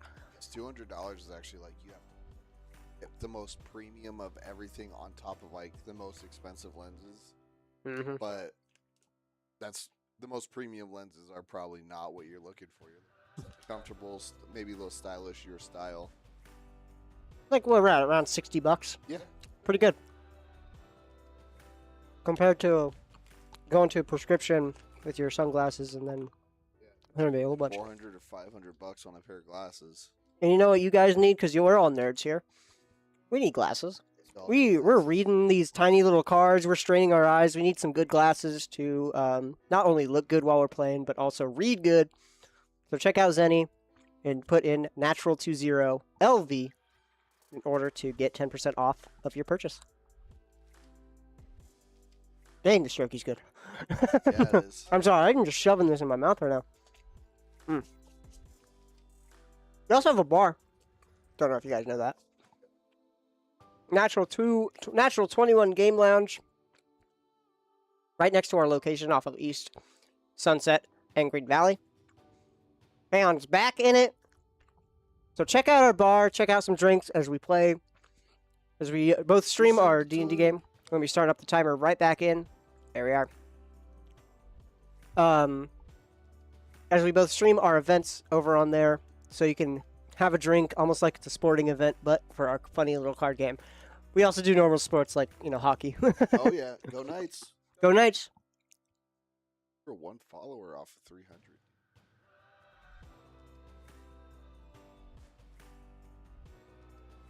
Get some. Anyone want to follow just in chat? Any lurkers we got want to follow in chat real quick? Follow our Twitch. We're gonna hit 300 here. That's our next goal. Gonna be seeing how that goes. Back into the game. We got Kahan the Slayer coming in. Mike D is missing a land drop. What the world? All right, playing a land and then passing a soul ring.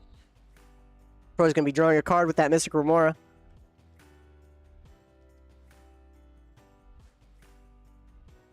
One colorless floating. We're gonna have a Springleaf Drum. We could probably use that one colorless to equip our Paradise Mantle.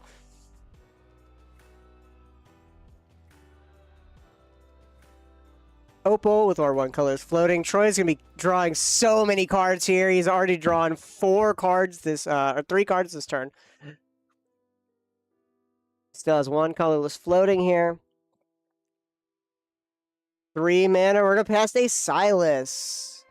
In order to start drawing some, or getting some more commanders, getting a little bit more colors if we put down a Mox Opal. Troy's going to be going to turn, paying for that Mystic Remora, and drawing a card here. Playing our island. Into a Petal. Kahan's going to draw a card. Now we're going to be feeding, Troy is going to be feeding Kahan back here. I give you cards, you give me cards. Mox Opal, yep, it looks like that is going to be probably happening here. And imprinting a Retraction Helix onto it. There we are, making it tap for blue. Moving to Mr. LV's turn.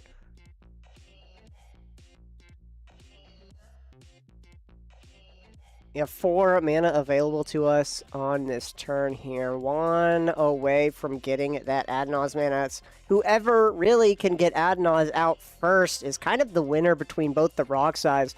Maybe even the Anala if Mike is on the Adnaz plan. Mr. LV is going to be copying Kahan, putting out the Silas part of Rogsai. And then Mike D is going to be going to turn here. Getting a blocking Death Toucher. Not really too important for a bunch of these players. Mike D is going to be playing down a Chrome Mox and imprinting a Red Elemental Blast. Troy and Kaon draw a card from the cast. We're playing a Thunder Trap. Thunder Trap Trainer. 2 mana, 1/2 with offering 4. When this creature enters, look at the top 4 cards of your library. May reveal a non-creature, non-land card from among them. Put that in your hand. Put the rest at the bottom. Now a trigger, of course, goes on the stack, but unable to pay for it.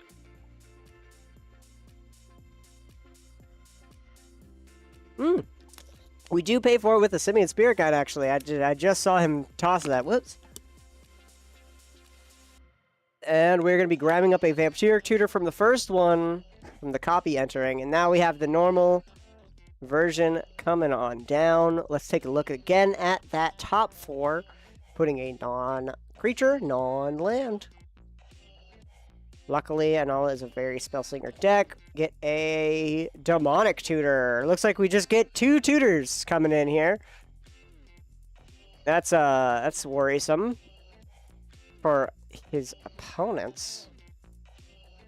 Moving to combat, he has a 1-2.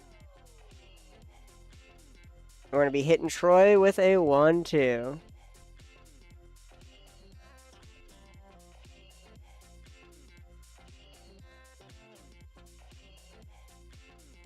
And step sacking it, and then moving to Kahan's turn. Untap. Upkeep paying for that fish with that soul ring. Hopefish. Hoopfish. And going to turn. We got Paradise Mantle on the field that we can probably start equipping to Silas. Or Roger.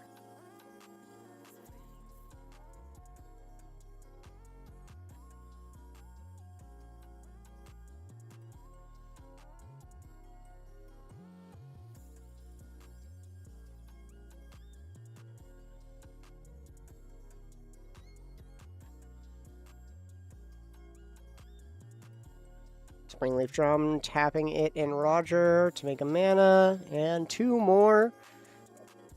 Jeska's Will, targeting Troy. Even more mana. Even more mana. Troy's going to draw a card for Mystic Remora, giving Kahan 8 cards here. Troy passes. V. Pass on it. Mike passes, and we are going to make our 8 red mana and exiling the top 3 cards here.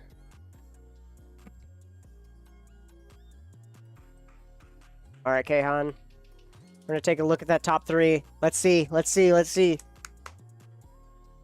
Necropotence, Bergie, and a Flare of Duplication.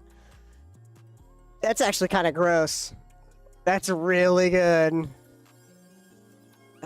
He doesn't have too much mana, though, in order to capitalize it. I mean, Bergie he can cast and Flare of Duplication, but he doesn't have any target for Flare right now.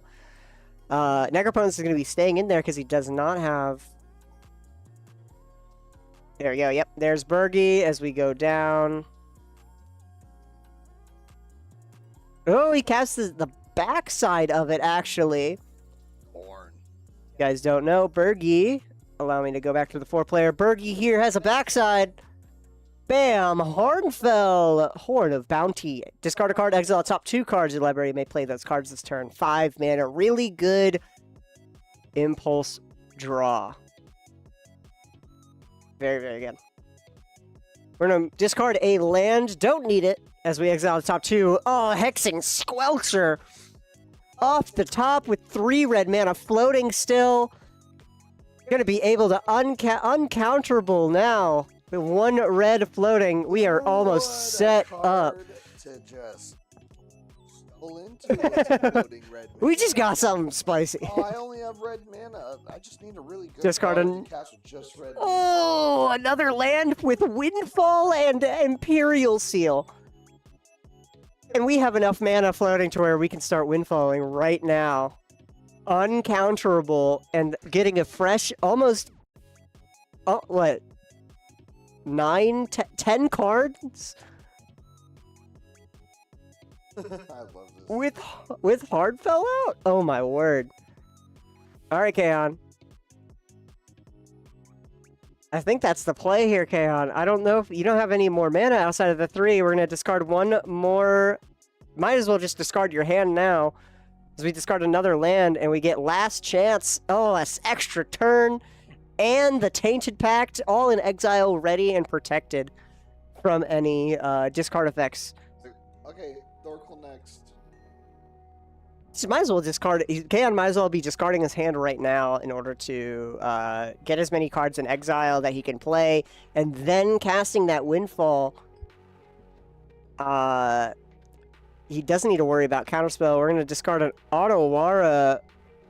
All the lands in hand right now. Harnfell is going to be getting a Mystical Tutor and a Badlands exiled off the top. He has a bunch of cards in hand still because of that Mystic Remora. At this point, he's probably looking to see if maybe he should have just sacked the Mystic Remora, but now it's a little too late.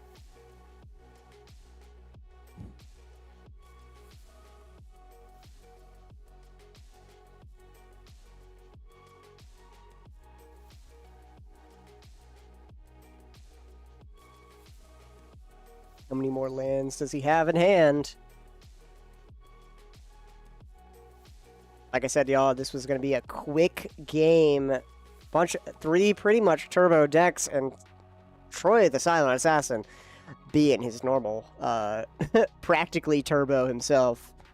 Any deck he touches becomes turbo. If Troy has too many cards on the board, by too many, I mean like 5, he has a chance to win. Yeah, he's got his 5 right now, but at this point, maybe it might be a little too late. Kaon's calculating exactly what he might have.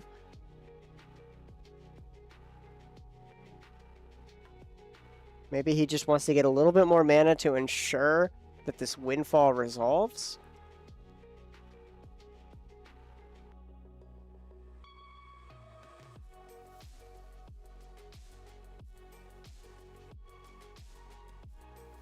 In a bit of a pickle right now. Okay, tapping for 1.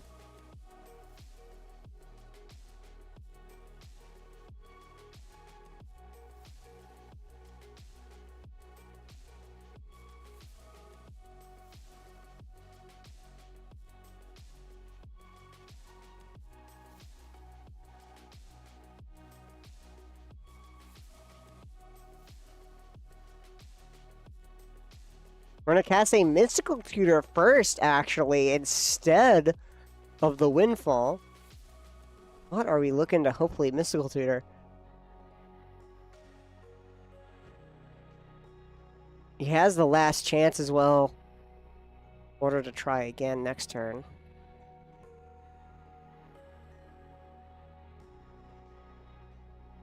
Could have Windfalled and flared it, he says. Mr. LV looking at his phone. Oh, there we go. Yep, pull it back a little bit there, mister.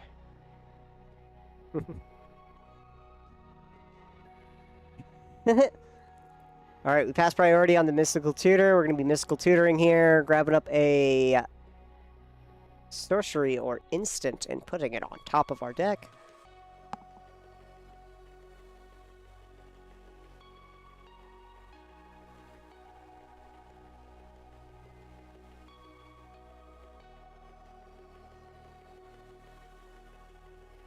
A Culling the Weak. Getting a little extra mana here. Oh, looking to hopefully cast this Necropotence is what it looks like.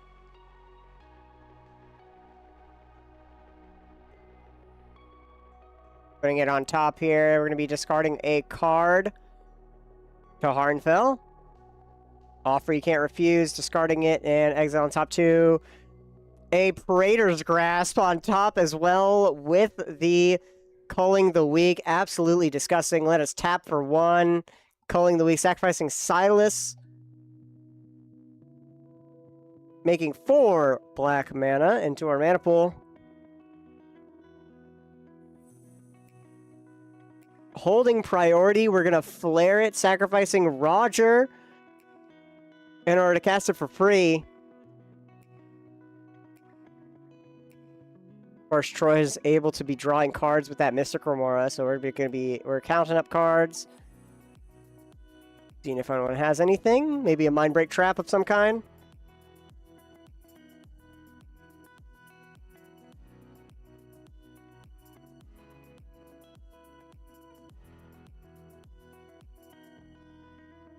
Now you have a Culling the Weak.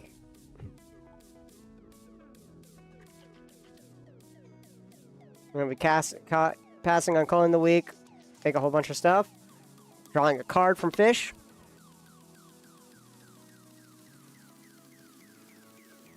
And then lastly, Culling the Weak. We're going to be making another... There we are. 8 black mana and 1 red floating. We don't have any more blue, so we can't cast a Windfall at this moment. But we do have Necropotence. We do have Praetor's Grasp. Could be Praetor's Grasping someone for something. Tainted Pact.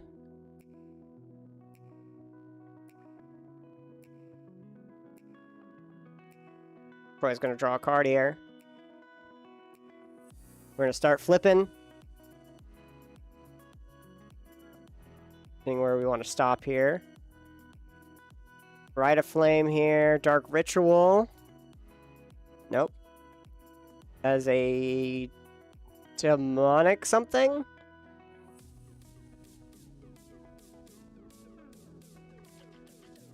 The tutor of some kind. It's a Hellbent, I believe. That one is... No, it's not the Hellbent one. It's the Delirium one. Demonic Council. 2 mana. Search your library for a demon card. Put it into your hand, then shuffle. Or Delirium, if there are 4 more card types among cards in your graveyard. Search for any card and put it in your hand. We're going to be stopping at that Demonic Council. Putting that card into hand. We do have Delirium, as we have a sorcery, an instant, a land, and do we have any? Do we have some other? We're gonna cast Praetor's Grasp using 3 black mana, and we're gonna steal something.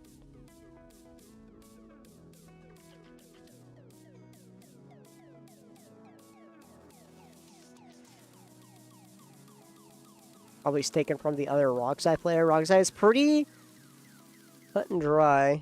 We're going to be fetching here first in response. Mr. LB. 5 cards in hand. Surveil land, Mr. LB is going to be grabbing up here. Looks like we're going to be trying to deny Kahan.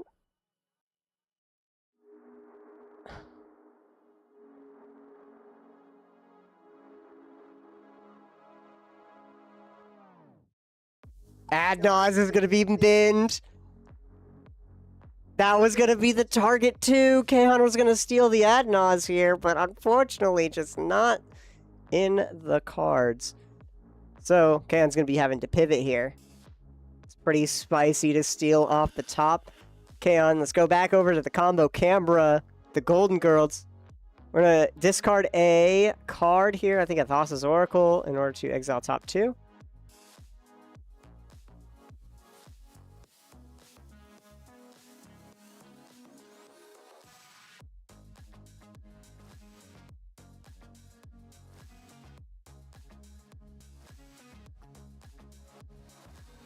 Harnfell, let's take a look at top 2. Grinding Station. I cannot tell what the heck that is. Is that War Leaders?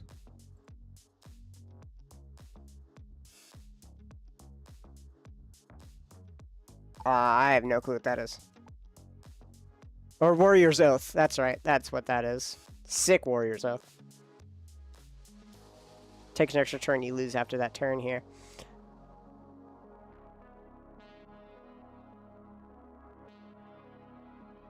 Demonic Council.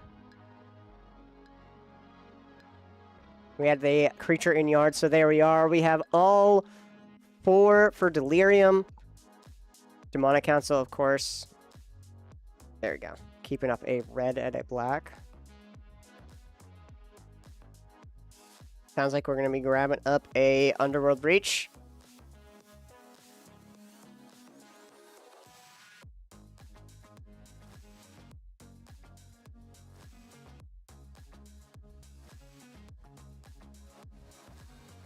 Rapid hybridization on the Hexing Squelcher.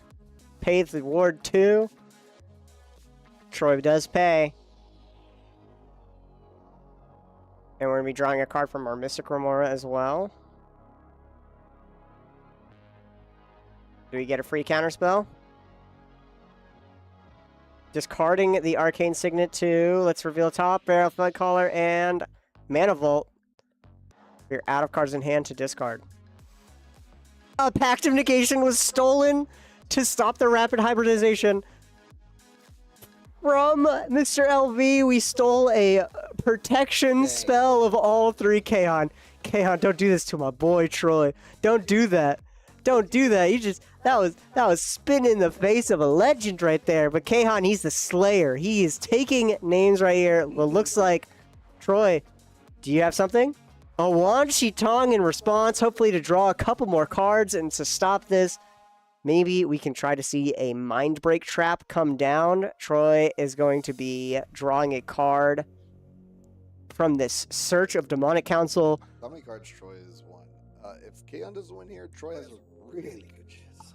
Yeah, no. Troy is pretty much set up to win here, but Kahan probably is going to be taking it from here as we're going to be grabbing up our Underworld Breach.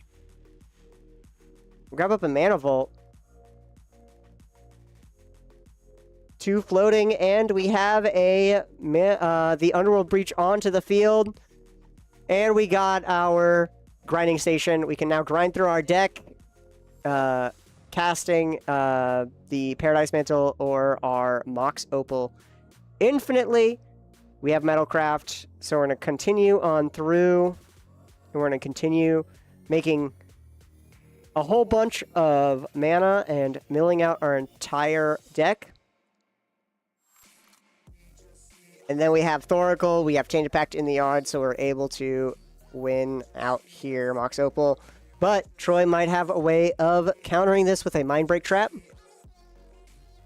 We're going to be floating a blue with a Mox Opal.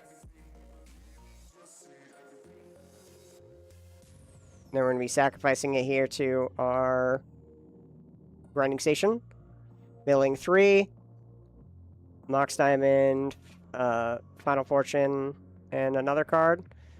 Exiling another 3. Mox Opal. Tapping for another blue here. Do it one more time. There we are, 3. Exiling those 3. Casting it once again. Drawing a card. Troy's just trying to find a Mind Break trap, hopefully. Float, make a red. Exile top 3, or mill top 3, and then immediately... Might as well exile him. It's a race to a Mind Break trap for Troy is a race to the win for Kahan right now. Who's Yep. gonna find it first? Then Mox Opal. This is pretty much it. As he's going to be essentially being able to... There's a Brain Freeze. Perfect, as we're just going to mill out our entire library at this point, unless we have a Mind Break trap. Brain Freeze targeting. Okay, Troy. This is your chance. You're going to draw a card. And it's not a Mind Break trap. We're going to mill out ourselves, and then we, of course, Thoracle cast for the win. That... Kaon the Slayer. I think so. Everyone's making sure. Yep. Yep, there we go. That's it. That's Kaon the Slayer. I think so. Led. LED. Yep, just cast LED, make a whole bunch of mana.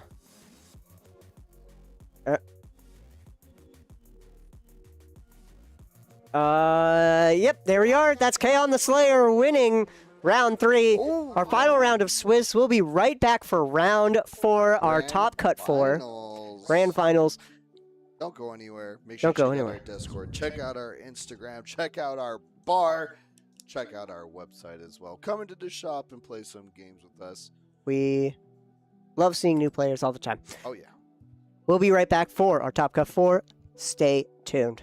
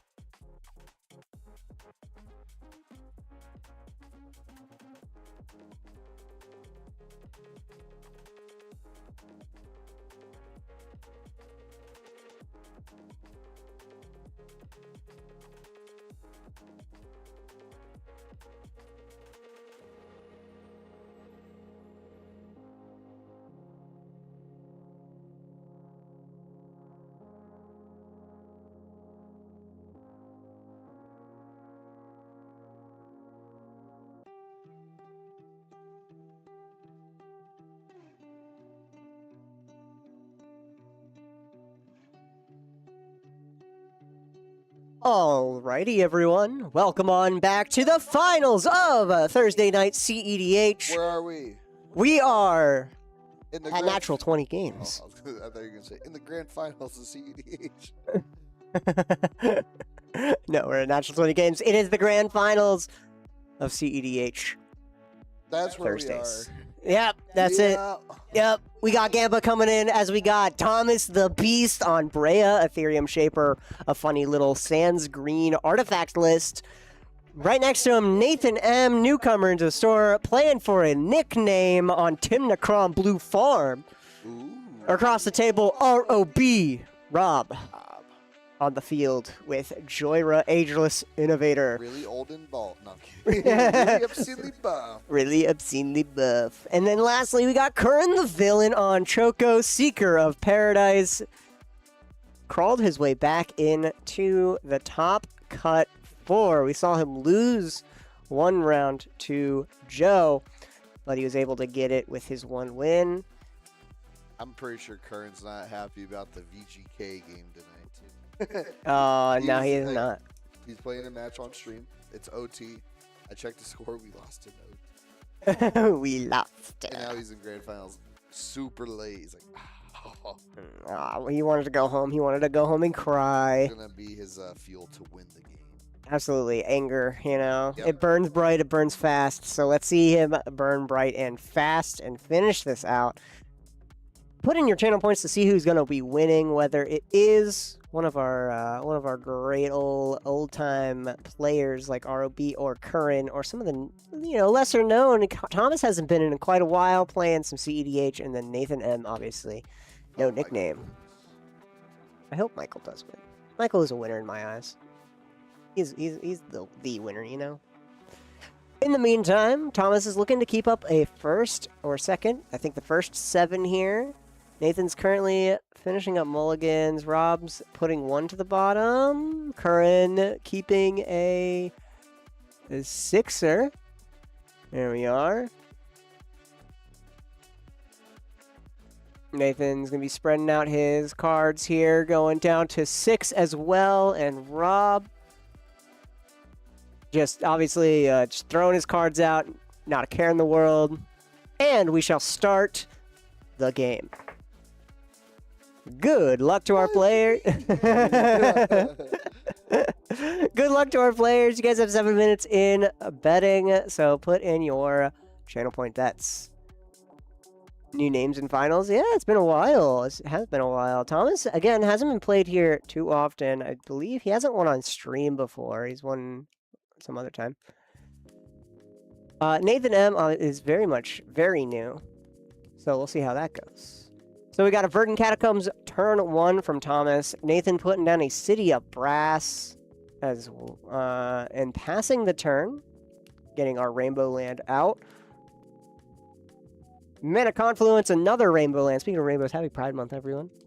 Pride Month. Yes, happy Pride Month. We got a whole bunch of events going on this month as well. Every Monday is a casual Pride Commander event, and then we have our big Pride event as well. If you guys don't know, the thing with Magic and Pride is that every commander has partners. So now you can partner up 2 commanders. Oh yeah. What if you play like a commander that also has partner? There's actually a way that you can get 4 commanders technically, not with partner commanders, but with background commanders. So choose a background commanders as partner. You can have 2 backgrounds. So you have 4 commanders essentially. Ew. Curran the Villain's going to be playing out a Mox Diamond, pitching a Boseiju to it, and putting a Finhorn Elves onto the field. Thomas the Beast is going to be fetching for a Surveil land. We're going to be taking a look at our top card, seeing if we want it, and putting it into the graveyard if we don't. Nice and simple.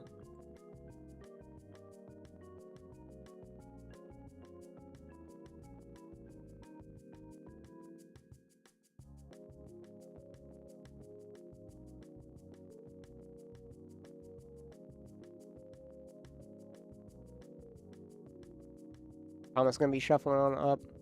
It's a very interesting pod we have, because we got essentially Blue Farm piling by Nathan, and then Blue Farm at home with Brea. Very old school, classic CEDH commander, actually. When that set came out, all of the 4-color commanders came out. That's also where all of the 2-color partners commander came out at the same time as the alternate commanders for each of them. And that's where Timna Crom kind of came from the Brea deck. I believe, was it from the Brea deck? I'm forgetting, actually. Oh, yeah, totally from the Brea deck. No, a Brea deck actually had Akiri and Silas. That's right. Akiri Silas was the partner the other partners for it. Subscribe to Natural 20 Games. Subscribe to Natural 20 Games. Subscribe to Natural 20 Games. All right. Surveilling here. We're going to be fetching again as well.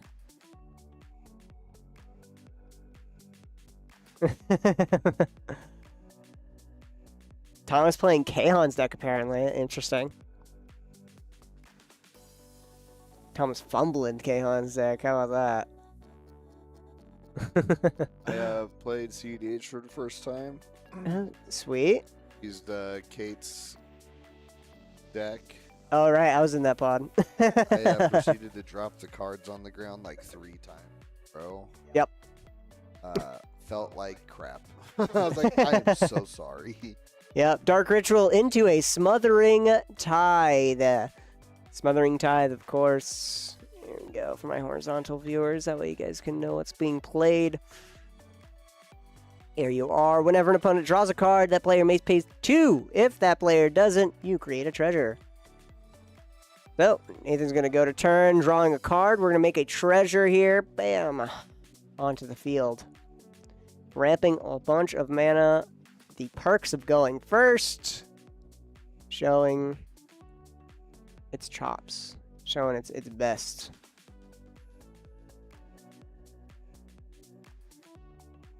I feel like anytime, because like with the future plans, we plan to upload versions of the Thursday Night CEDH where you can hear the table microphone. Yep. Anytime Curran is at the table, it is pretty funny. He is a pretty funny dude. Curran is very funny. There are some people I love to see at the table just because they are entertaining as people. And Curran is one funny dude. He's definitely has got some Never forget a the mouth. Mockingbird incident, bro. Oh yeah, stealing Seabass the Psychopath's Mockingbird. Seabass was so mad. Oh my god. Didn't even mean to. Curran's a nice guy. I mean, Yeah, Curran is a very nice guy. he just like grabbed him. He was scooping up his stuff. He just Like, yoink. Mockingbird, mine.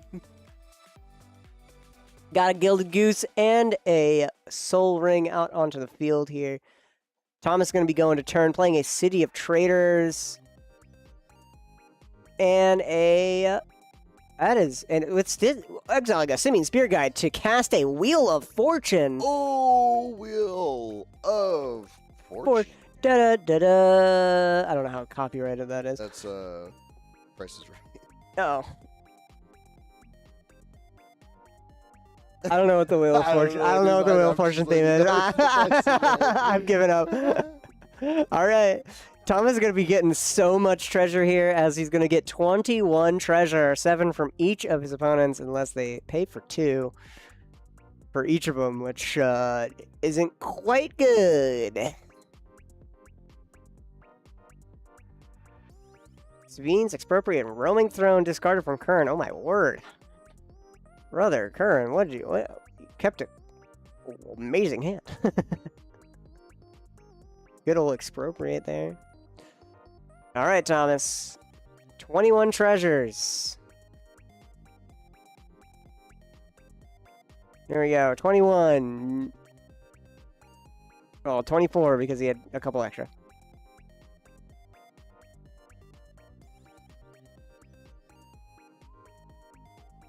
Well, Thomas can win now. Ooh, Curran's got a Mind Break Trap in hand. Shh. Don't tell Thomas. Don't Don't tell tell Thomas. I'm gonna go tell him right now. I'm gonna tell him right now. He's got a Mind Break Trap in hand, so Curran is pretty much set in order to stop whatever Thomas might be able to do.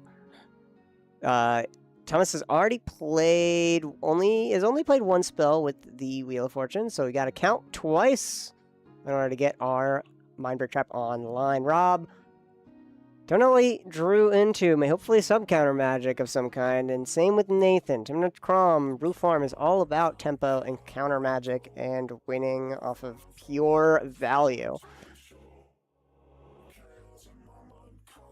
So we're going down to 21 treasures here using 3. We're going to be casting Necropotence. That'd be funny. Intuition. That's perfectly fine. Intuition is a 3-mana instant with search for 3 cards. Reveal them. Target opponent chooses 1. Put that card into your hand, and the rest of your graveyard, shuffle your library.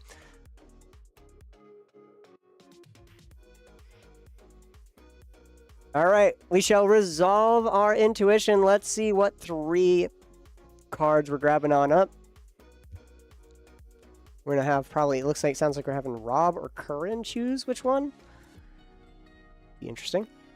Either way, there's usually a table talk that happens between the 3 players.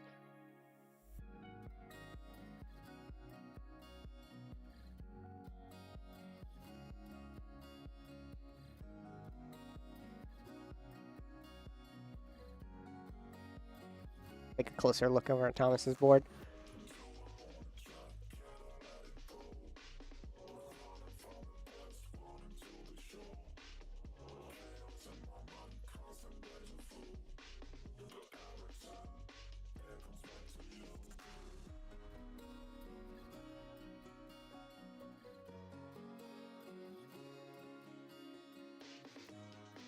Looking at Final Fortune on top of there.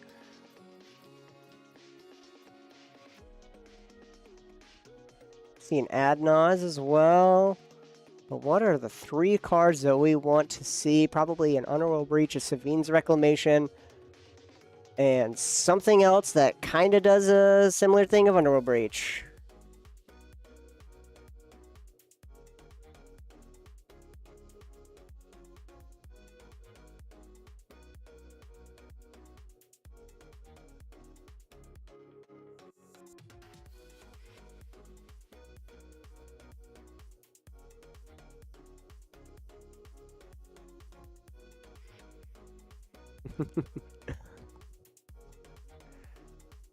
Are we getting the Underworld Breach package, Thomas? He's won a good amount of times with this deck. He's gone, I believe this is he undefeated right now? Let's take a look real quick. Let's look at the standings. No, he's not undefeated. He has won 2. It was a gamble between Curran and Nasty Nate in the final spot. Yeah, and Curran was not happy that Nate didn't get the final spot. Yeah. See, he lost. His one loss was against Joe, and he won. Watch that. Oh, he won against Thomas once. So that's how he got into this final pod here. So while Thomas's one loss was against Curran, Nathan's, our mysterious players, one loss was against Thomas. And then Rob's one loss was against Michael's. Was against Nat 20 Michael. Nice. At least able to get one. So there we are. We got our package of Underworld Breach with Savine's Reclamation and LED. Our players are going to be now choosing which one. Our other 3 players are going to now choose which one to put into Thomas's hand. Most likely going to be, doesn't really matter at this point. Probably going to be giving him the Savines. A little easier to interact with, probably. Oh, nope, we're putting the LED. Makes sense. It makes a lot more sense than what I thought. There we go, LED, hitting the field, cast it. It's unfortunate, though, because we know one card that's in...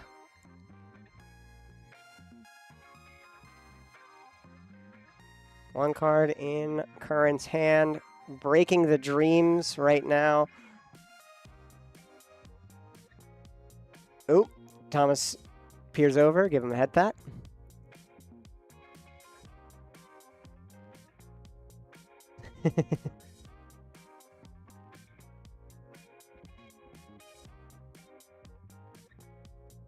All right, we shall cast our Savines. We're going to target our Underworld Breach.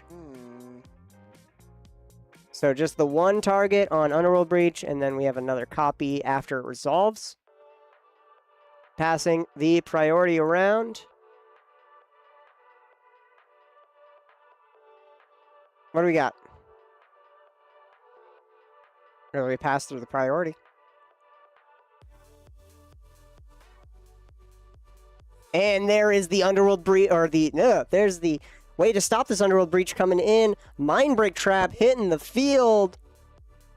And we're going to try to stop it with a Fluster Storm. What's our storm count?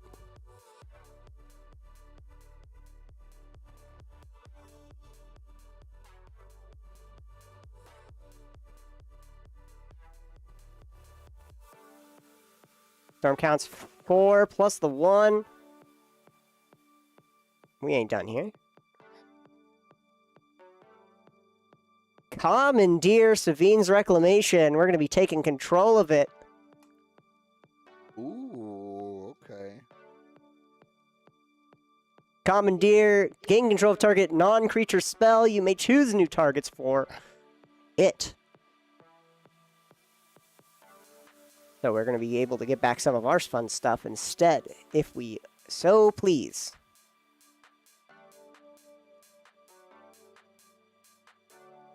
We're going to change the target to our Beseju. Current changes.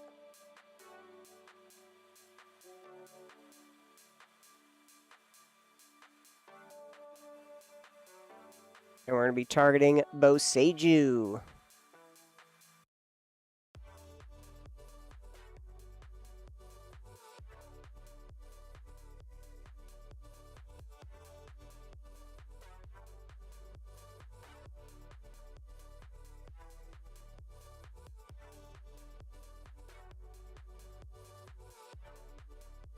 My red trap is countered by Flusterstorm.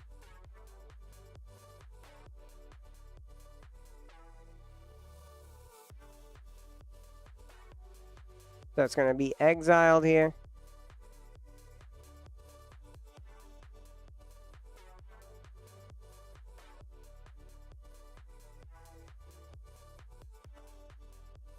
And Flusterstorm resolves here.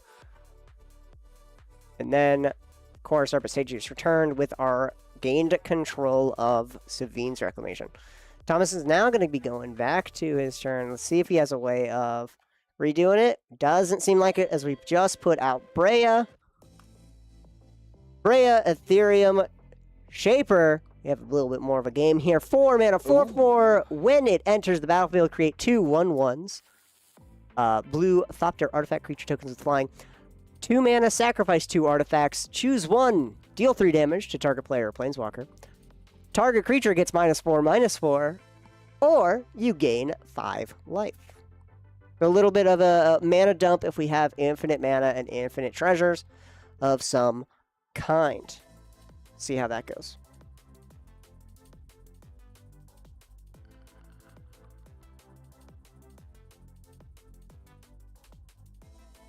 We have a whole bunch of treasures, so now we're going to be killing a whole bunch of creatures. We're going to be doing -4/-4 to Finhorn Elves, -4/-4 to Gilded Goose. Absolutely demolishing the board here. Putting Curran all the way back down to what? 4 mana instead of his 6? Fair enough. Smothering Tithe with still 10 treasures remaining. That was essentially 4 mana kill Curran's board. That's Or 8 mana kill Curran's board. Absolutely rude. Adnaz comes down on Nathan's turn. On the end step, maybe? I love to just rip an Adnaz. Just rip the Rip it. Adnaz nameless. Grand finals table, send it. for the nickname, just send Adnaz. I love it. Just send it. The one life he has paid so far has been just the City of Brass, and that's it.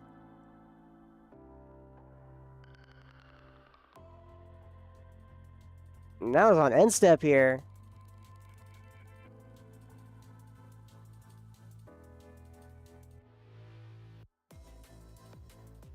Are you passing priority on Adnaz? Oh, Thomas is going to be paying some mana.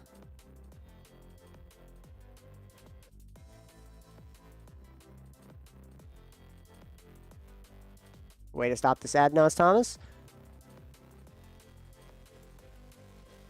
The only one who could save us. The one who tried to jam previous.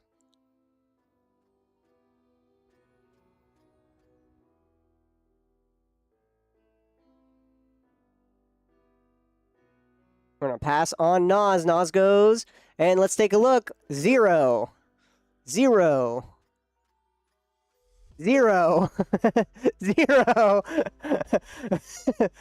There we go. Swords to plowshares. And a Simian Spirit Guide. We're going to take 3. 0. There's 1. Oh, 3. 0. 2. 0. Mox Opal, a land. Calling the Weak. Belwar Stone. Ragavan.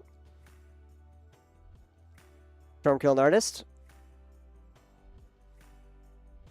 Enlightened Tutor. Professional Facebreaker. Beseech the Mirror. Oh. That's 4. He's got to be careful. 2. There we go. Oh. Thoracle is going down to 11. If he goes any lower, Brea... Unfortunately, Brea does... Okay, 3 damage to player Planeswalker. So it looks like he might be stopping here. He's going to be counting up all of his cards, trying to see exactly how much mana he can generate. Got 2, Simian Spirit Guide, and a land... He's got 3 with a land drop on his turn.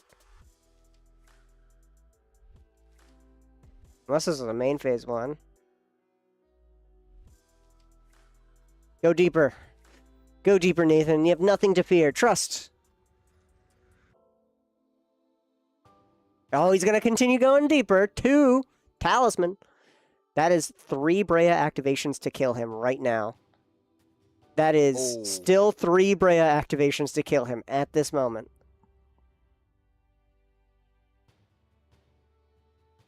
That's it. All right. That is it. Actually, Nathan's main phase. Also, that was a main phase Adnons? A sorcery speed Adnons? Yep, that was. So we're going to be command towering as our land for turn. Unfortunately, I will think Brea does have 10. 1, 2, 4. He only has 2 activations with Brea at the moment.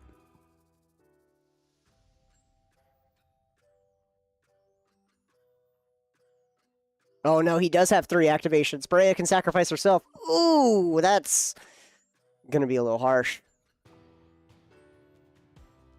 Yep. Yeah, Nathan can, if he doesn't win here, he is definitely dead in the water. Or if he even tries to win, Thomas does have a way of bolting him down 3 times in order to stop Nathan and deny his nickname. Brutal. He But it sent does- for the nickname. He full sent it. You did full sent it. Same Spirit Guide for a Soul Ring and a Mox Opal out onto the field. With a Command Tower, we have netted a 4 mana.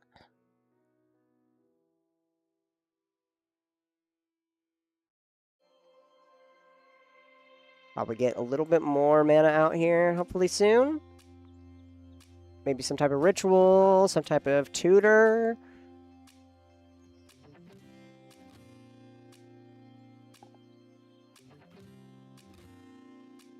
We did see the Thoracle, but we didn't see the Tainted Pact nor the or not Adnons, the Tainted Pact nor Demonic Consultation. Could be holding that, keeping that close to his chest. Arcane Signet Rob is pointing at right now.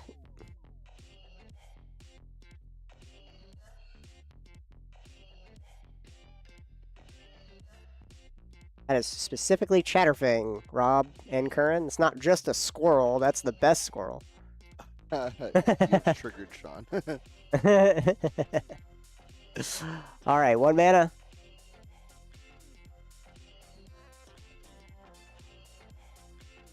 We're going to put a Ragavan out onto the field, probably a sack outlet to Call the Week.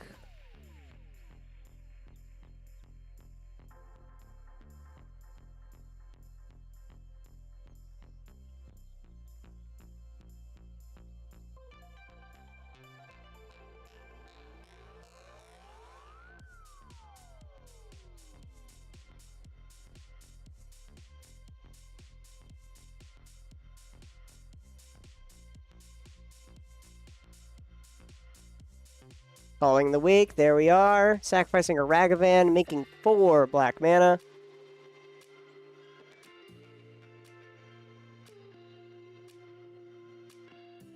There we go, thank you. Oh, thank you for the follow. Welcome on in. What was that from? Kick. That's from Kick. Hi, welcome on in, Kick, my Kick friend.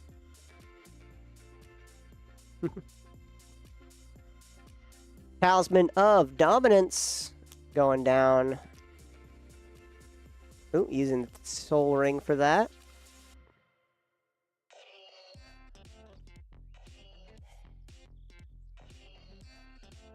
Five mana available, one of which can be blue. I think Thomas might be waiting for him to spend a lot more life than with something like Talisman and other effects in order to start sacking to Brea and killing them on top of the win. Oh wait, no, we're on TikTok now. Unaliving them. Yes. Oh, my bad, my bad. Sorry, TikTok. Sorry, TikTok guys, people. Oh god, dude. Mine is social.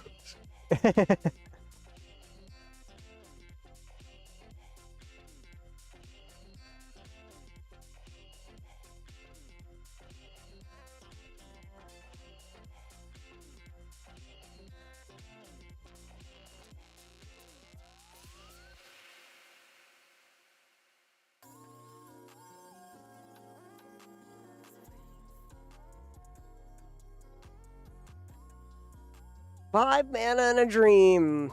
We do ad nauseam again. What if? We just do ad nauseam again.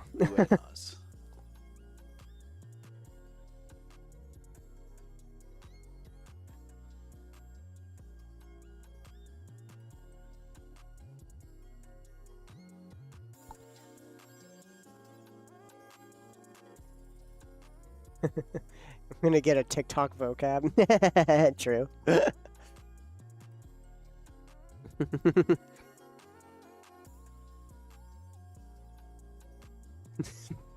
I'm just starting to think. Guys, if you send the pizza emoji. Thank you. Ice cream's so yummy. Ice cream's so yummy. Oh my god, those TikToks.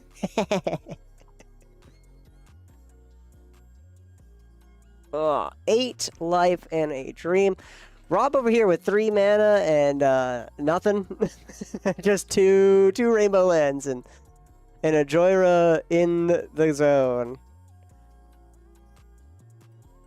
Kern has been blown out the water by Thomas's spite. and Thomas tried to go for something, but was stopped with a single Mindbreak Trap and Commandeer. Besiege the Mirror, sacrificing a artifact as an additional cost. And we're going to be searching for a card with CMC 4, or searching for a card, period. And then exiling it. If it has CMC 4 or less, you may cast it for free if you bargained it. If not, put it in your hand. So right now we are counting up storm count for a Flusterstorm, probably. Or a Brain Freeze.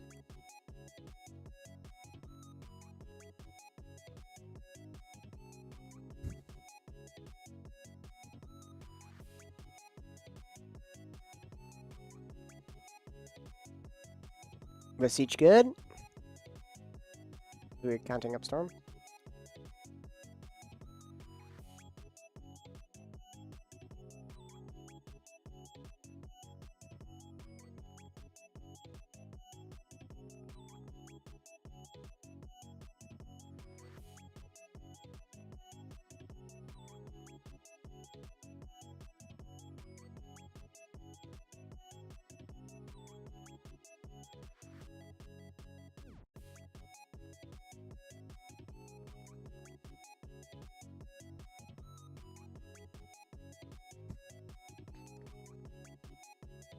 Everyone passes priority.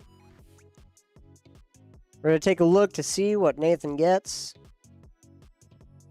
Beseech the Mirror? Or not, Beseech the Mirror is probably going to be getting maybe a Underworld Breach. Trying to win off of Underworld Breach.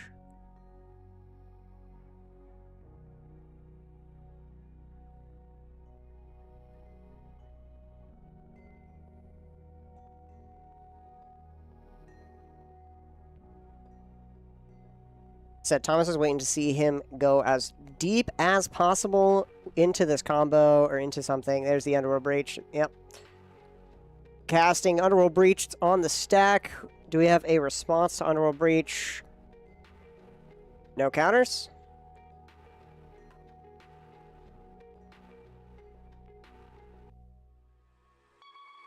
Thomas, I think this might be the time that you might sack your board, dealing a whole bunch of damage.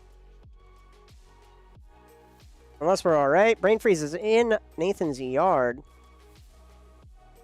Rob and Curran pass priority, and we pass priority over to Nathan. Jesus. Alrighty then. Freaking TikTok. Alright, Thomas is going to be taking a look through the yard. He has everything he needs. We're going to be sacrificing LED and discarding our hand? Oh my word.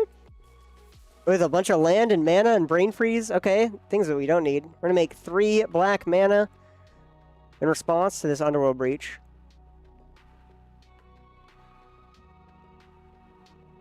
We're going to use 2 black mana and 2 treasures.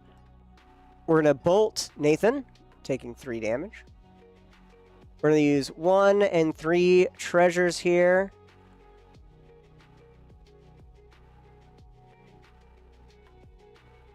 Two and then 2 sack. There we are. A bolt. Nathan once again. And then going back down. 2 and 2 treasures. There we are. 1 treasure left and Brea. We are going to bolt Nathan. Nathan is knocked out of the game.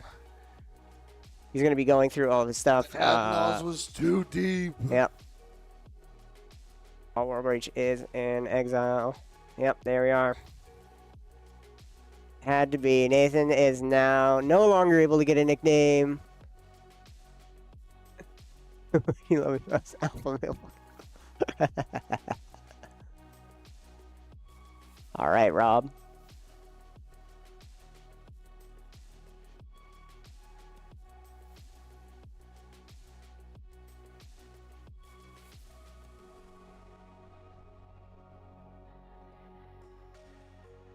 Yep, Nathan tried to push, did not have the backup, and did, unfortunately, the Brea on the field already with that great wheel into Smothering Tithe is just controlling the board at that point. Pretty darn good.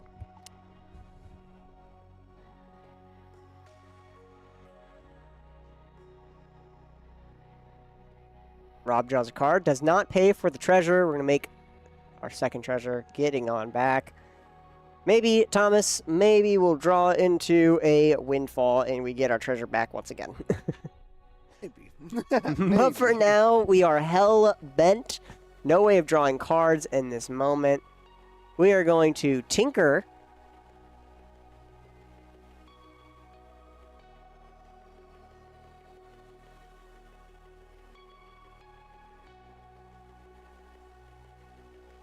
I think that's a tinker. I can't quite tell from over here. Or fabricate, not tinker. Why did I think tinker? That's banned. Because I was thinking of a 3-mana artifact tutor. That's what I was thinking of. And then fabricate just came to, or tinker came to mind. But tinker. Or fabricate. Search for an artifact, reveal, put in your hand. Grabbing up a soul ring. Mox Opal comes on down as well.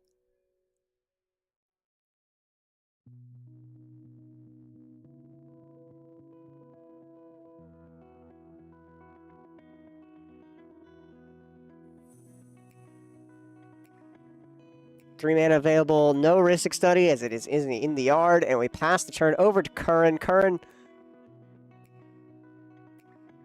Starts us out with only 4 or 5 mana now. And a food treasure.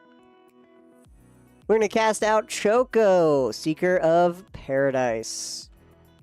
We saw this earlier today in an earlier round. Choco is a 4 mana 3/5 whenever one or more birds you control attack. Look at that many cards from the top of your library. You may put one of them onto your hand, then put any number of lands among them onto the battlefield, tapped, and the rest into the graveyard. Thomas goes 2 turn, 4 damage. It's going to be coming at someone. Probably over at Rob here, as Curran has a 3/5. And he'll take it, because he does not want to potentially put a -4/-4 onto it. Take 4 commander damage here.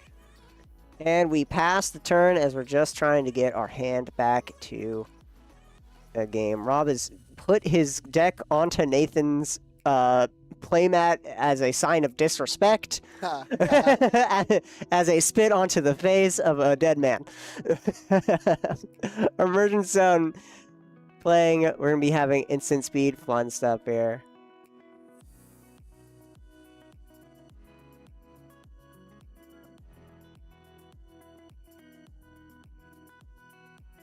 Putting a Joyra out, Rob? You want to put a Joyra out? Put your commander?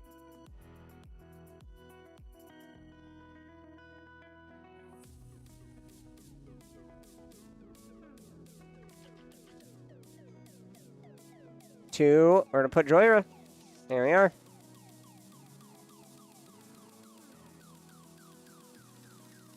You guys haven't seen Joyra before. Joyra, Ageless Innovator, is a 2 mana 2/3. Tap, put 2 Ingenuity counters onto it. Then you may put an artifact with CMC X or less, or X is the number of Ingenuity counters on Joyra. Go free thing. Oh, Rob is deciding otherwise.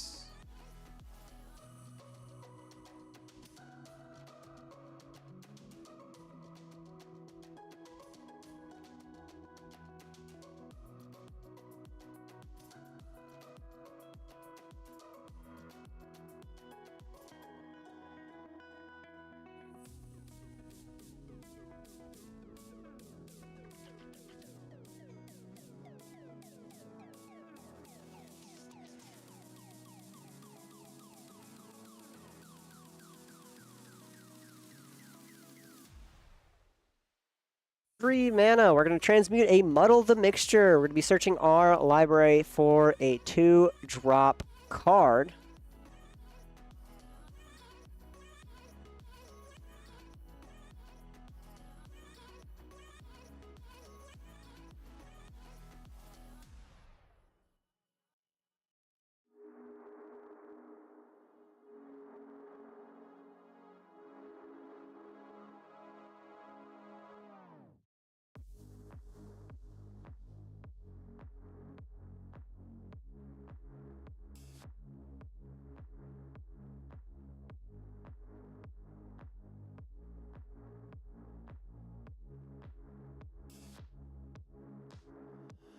Rob, where to begin? Something probably to 2 mana Thoracle. That'd be funny. Just do your own Thoracle combo at the very end. Just raw. I think I'm going to Thoracle. I think I'm just going to Thoracle here. Don't mind. Is that all right?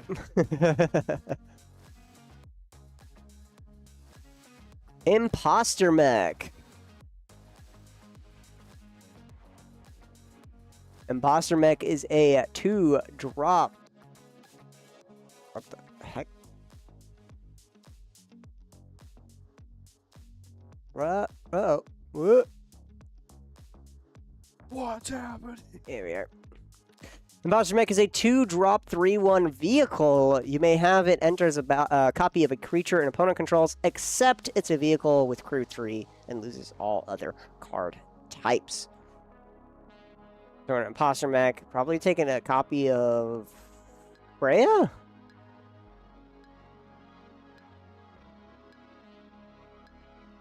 Choco?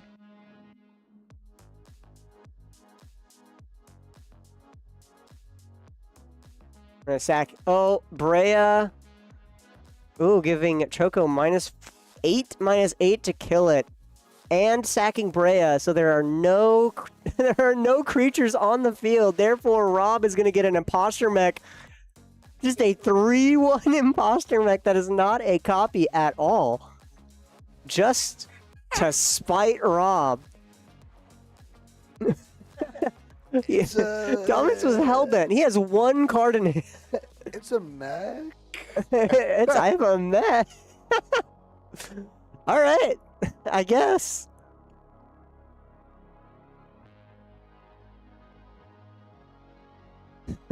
Just to stop. Just to stop Thomas.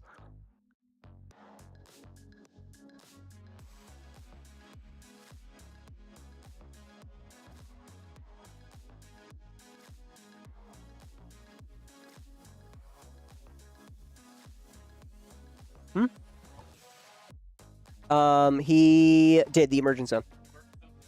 Yep.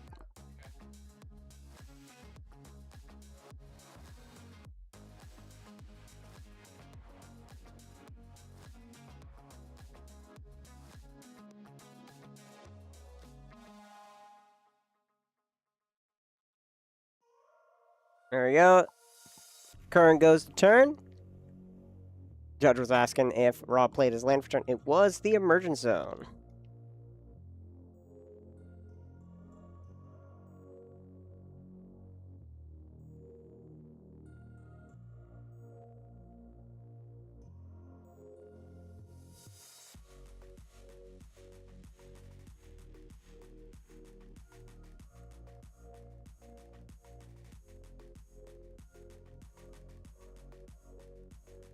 All right, Thomas goes. He has 3 mana available for, including the treasure here.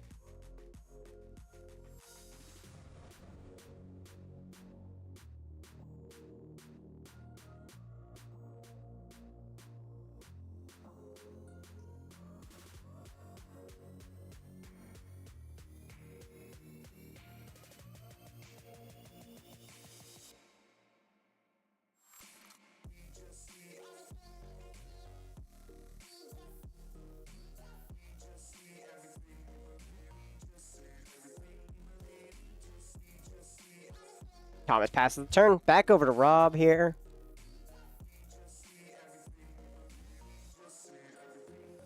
Kernan just used his turn to recast Choco. That was it. It was uncounterable with Cavern Souls. I think Kernan's out of the game here. Back over to Rob. We got Joyra onto the field. And passing the turn.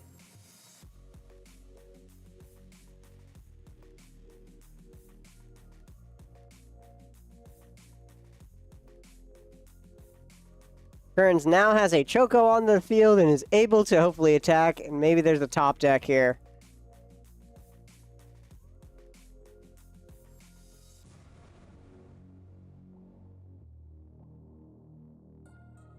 Wow. Wow.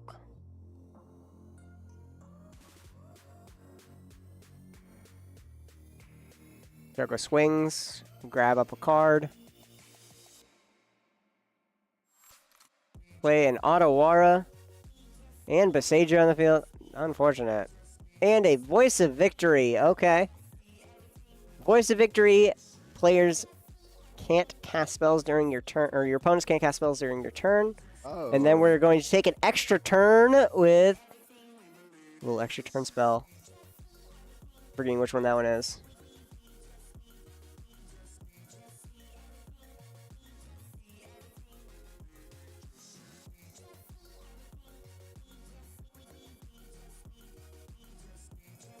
Is Temporal Manipulation. That's what that one is. It's from the Portal Second Age series.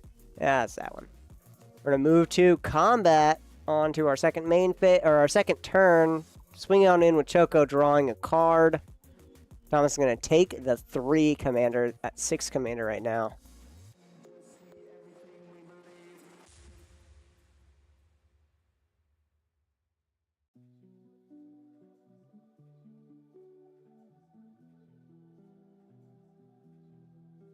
You have more extra turn spells here, Curran?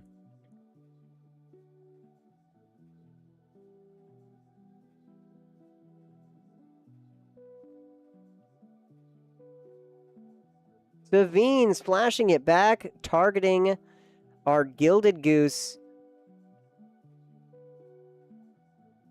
And then we're going to copy it, targeting our Finhorn Elves. What Thomas killed turns ago, returned back to the field. We're going to get another food token here on ETB. There we are. Now that Gilded Goose can tap for more than just the 1 mana.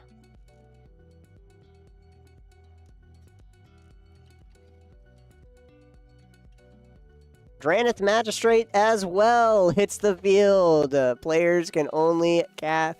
Your opponents can only cast spells from their hand. No more commanders. No more free magic from the top of the deck. No more breach, yep. Thomas draws a card and passes the turn. Rob goes to turn. Thomas needs to make a treasure. Nope, never mind. Rob pays for that. He's got enough mana to make it last.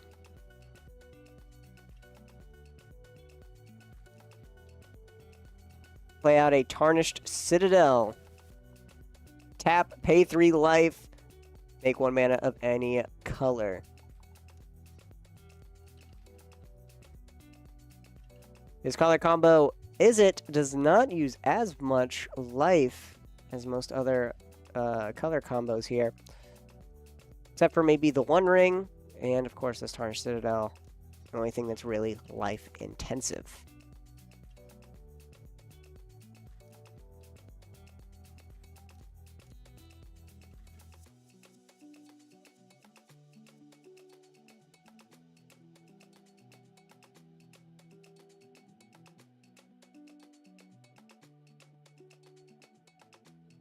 Adnaz. Thomas is just gonna rip an Adnaz right now? Baller. In Rob's turn? And we're gonna counter it with a... Oh my word.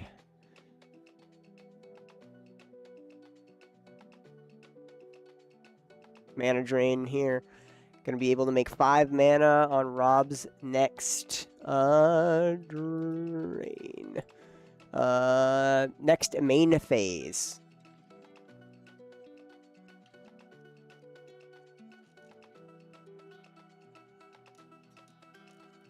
And then Rob passes the turn over to Curran.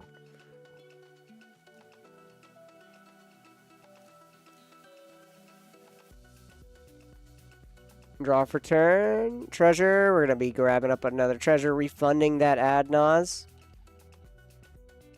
Swinging on in with Choco and Gilded Goose at Thomas once again. Putting a land onto the field and drawing a card, basically. Thomas takes the 3, of course. No creatures to block. Play a Birds of Paradise. Another bird we can start swinging with. Digging through our deck a little bit more, a little easier.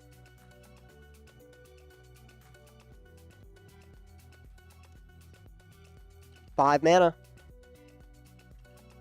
Capture of Qingzhou. We're going to take another extra turn.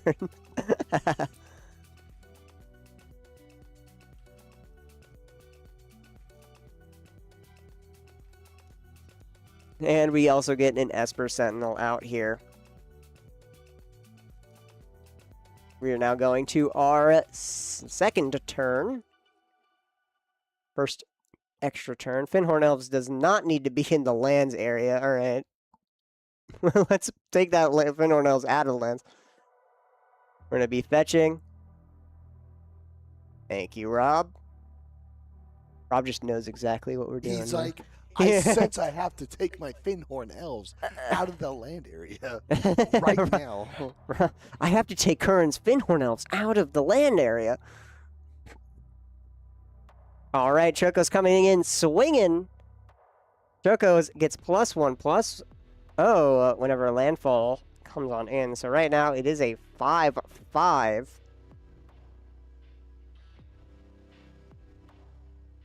That's 14 commander damage total on Thomas then, if it goes through. Take a look. Trigger, trigger. We're going to get +4. 16 commander damage total onto Thomas. Sorry, no, 17. Sorry, yeah, no, he had a land enter last time, so he's at 17 commander damage. A Nexus of Fate. He's trying to kill Thomas with commander damage. That's messed up. He's taking an extra turn again. He's gonna shuffle He's away going Nexus for of him. Fate. That's a kill shot. He's going for him. That's actually would, let's see, 17. Yeah, he's at 17 commander damage, and then if he gets another landfall trigger, that's 21 right there. It's another 4 A wise on top of man it. once said, 1738. And proceeds to deck Thomas in the This big old bird's coming in swinging. We're going to then cast an Intuition. We're going to be grabbing up, we've seen this cast earlier this game. We're going to be grabbing up 3 cards. Target opponent chooses 1. Put that card in your hand, the rest into your graveyard. So Thomas and Rob are going to be seeing 3 cards hit the field. And if anything, I think Rob might be helping Curran trying to take out Thomas. As Thomas, that's going to be 1 less player to worry about. But we do have another turn coming up. And I think Rob at this point might be suspicious and want to try to stop Curran from perhaps winning the game in seat 4. Don't be suspicious. Don't be suspicious. Nope. Nuh-uh.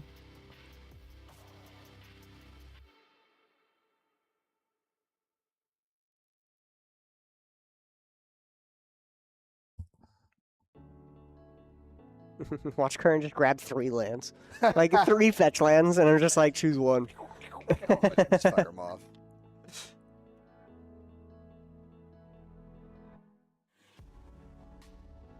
Voice of Victory and Drannith Magistrate stopping anything coming on in. Thomas is practically just gone. Rob is taking a look. I see an Eldritch Evolution, a Nature's Rhythm, and a Green Sun Zenith.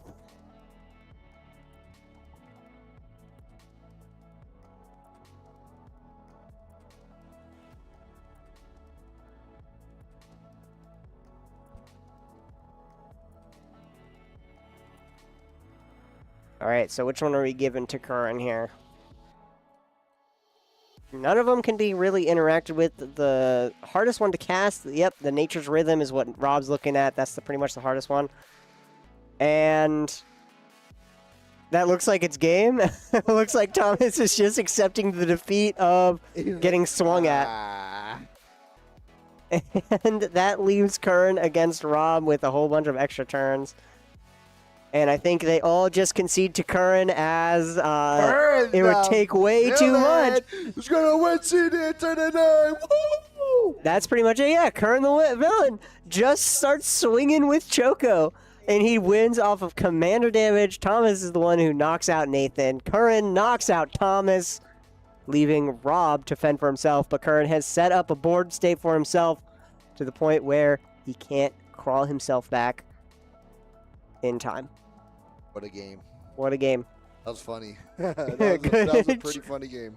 Good job to Curran for winning, especially very reluctantly coming on in. But thank you guys so much for watching, and let me remind you guys, we are a Zenny partner. Yes. So if you guys are looking for some stylish sunglasses on the cheaper end, nothing to break the bank, Or you're blind. or if you're blind and you need a prescription sunglasses or stylish frames, go to Zenny and use code NATURAL20LV. Again, that is NATURAL20LV at checkout. 10% off your 10% off. purchase. Heck yeah. And don't forget, follow us on our socials. Follow us on Instagram, Facebook, on TikTok even. Get Thank you signed up guys. for our Marvel pre-release and get your Marvel superheroes product as well here. Absolutely. In shop. The list has opened up, so do not miss out on your chance. Come into shop at Natural 20 Games, located off of East Sunset and Green Valley. Yes, sir. Also, come to our bar, Natural 21 Game Lounge. Right Same next door. place. And you will see some fun events, as well as great atmosphere and good food. Oh, yeah. Absolutely. The villain smokes him again. Yes, he does. All right. Thank you guys so much for watching, and we will be back tomorrow for Friday Night Pokemon. Friday. First Friday. See you guys later. Save everybody.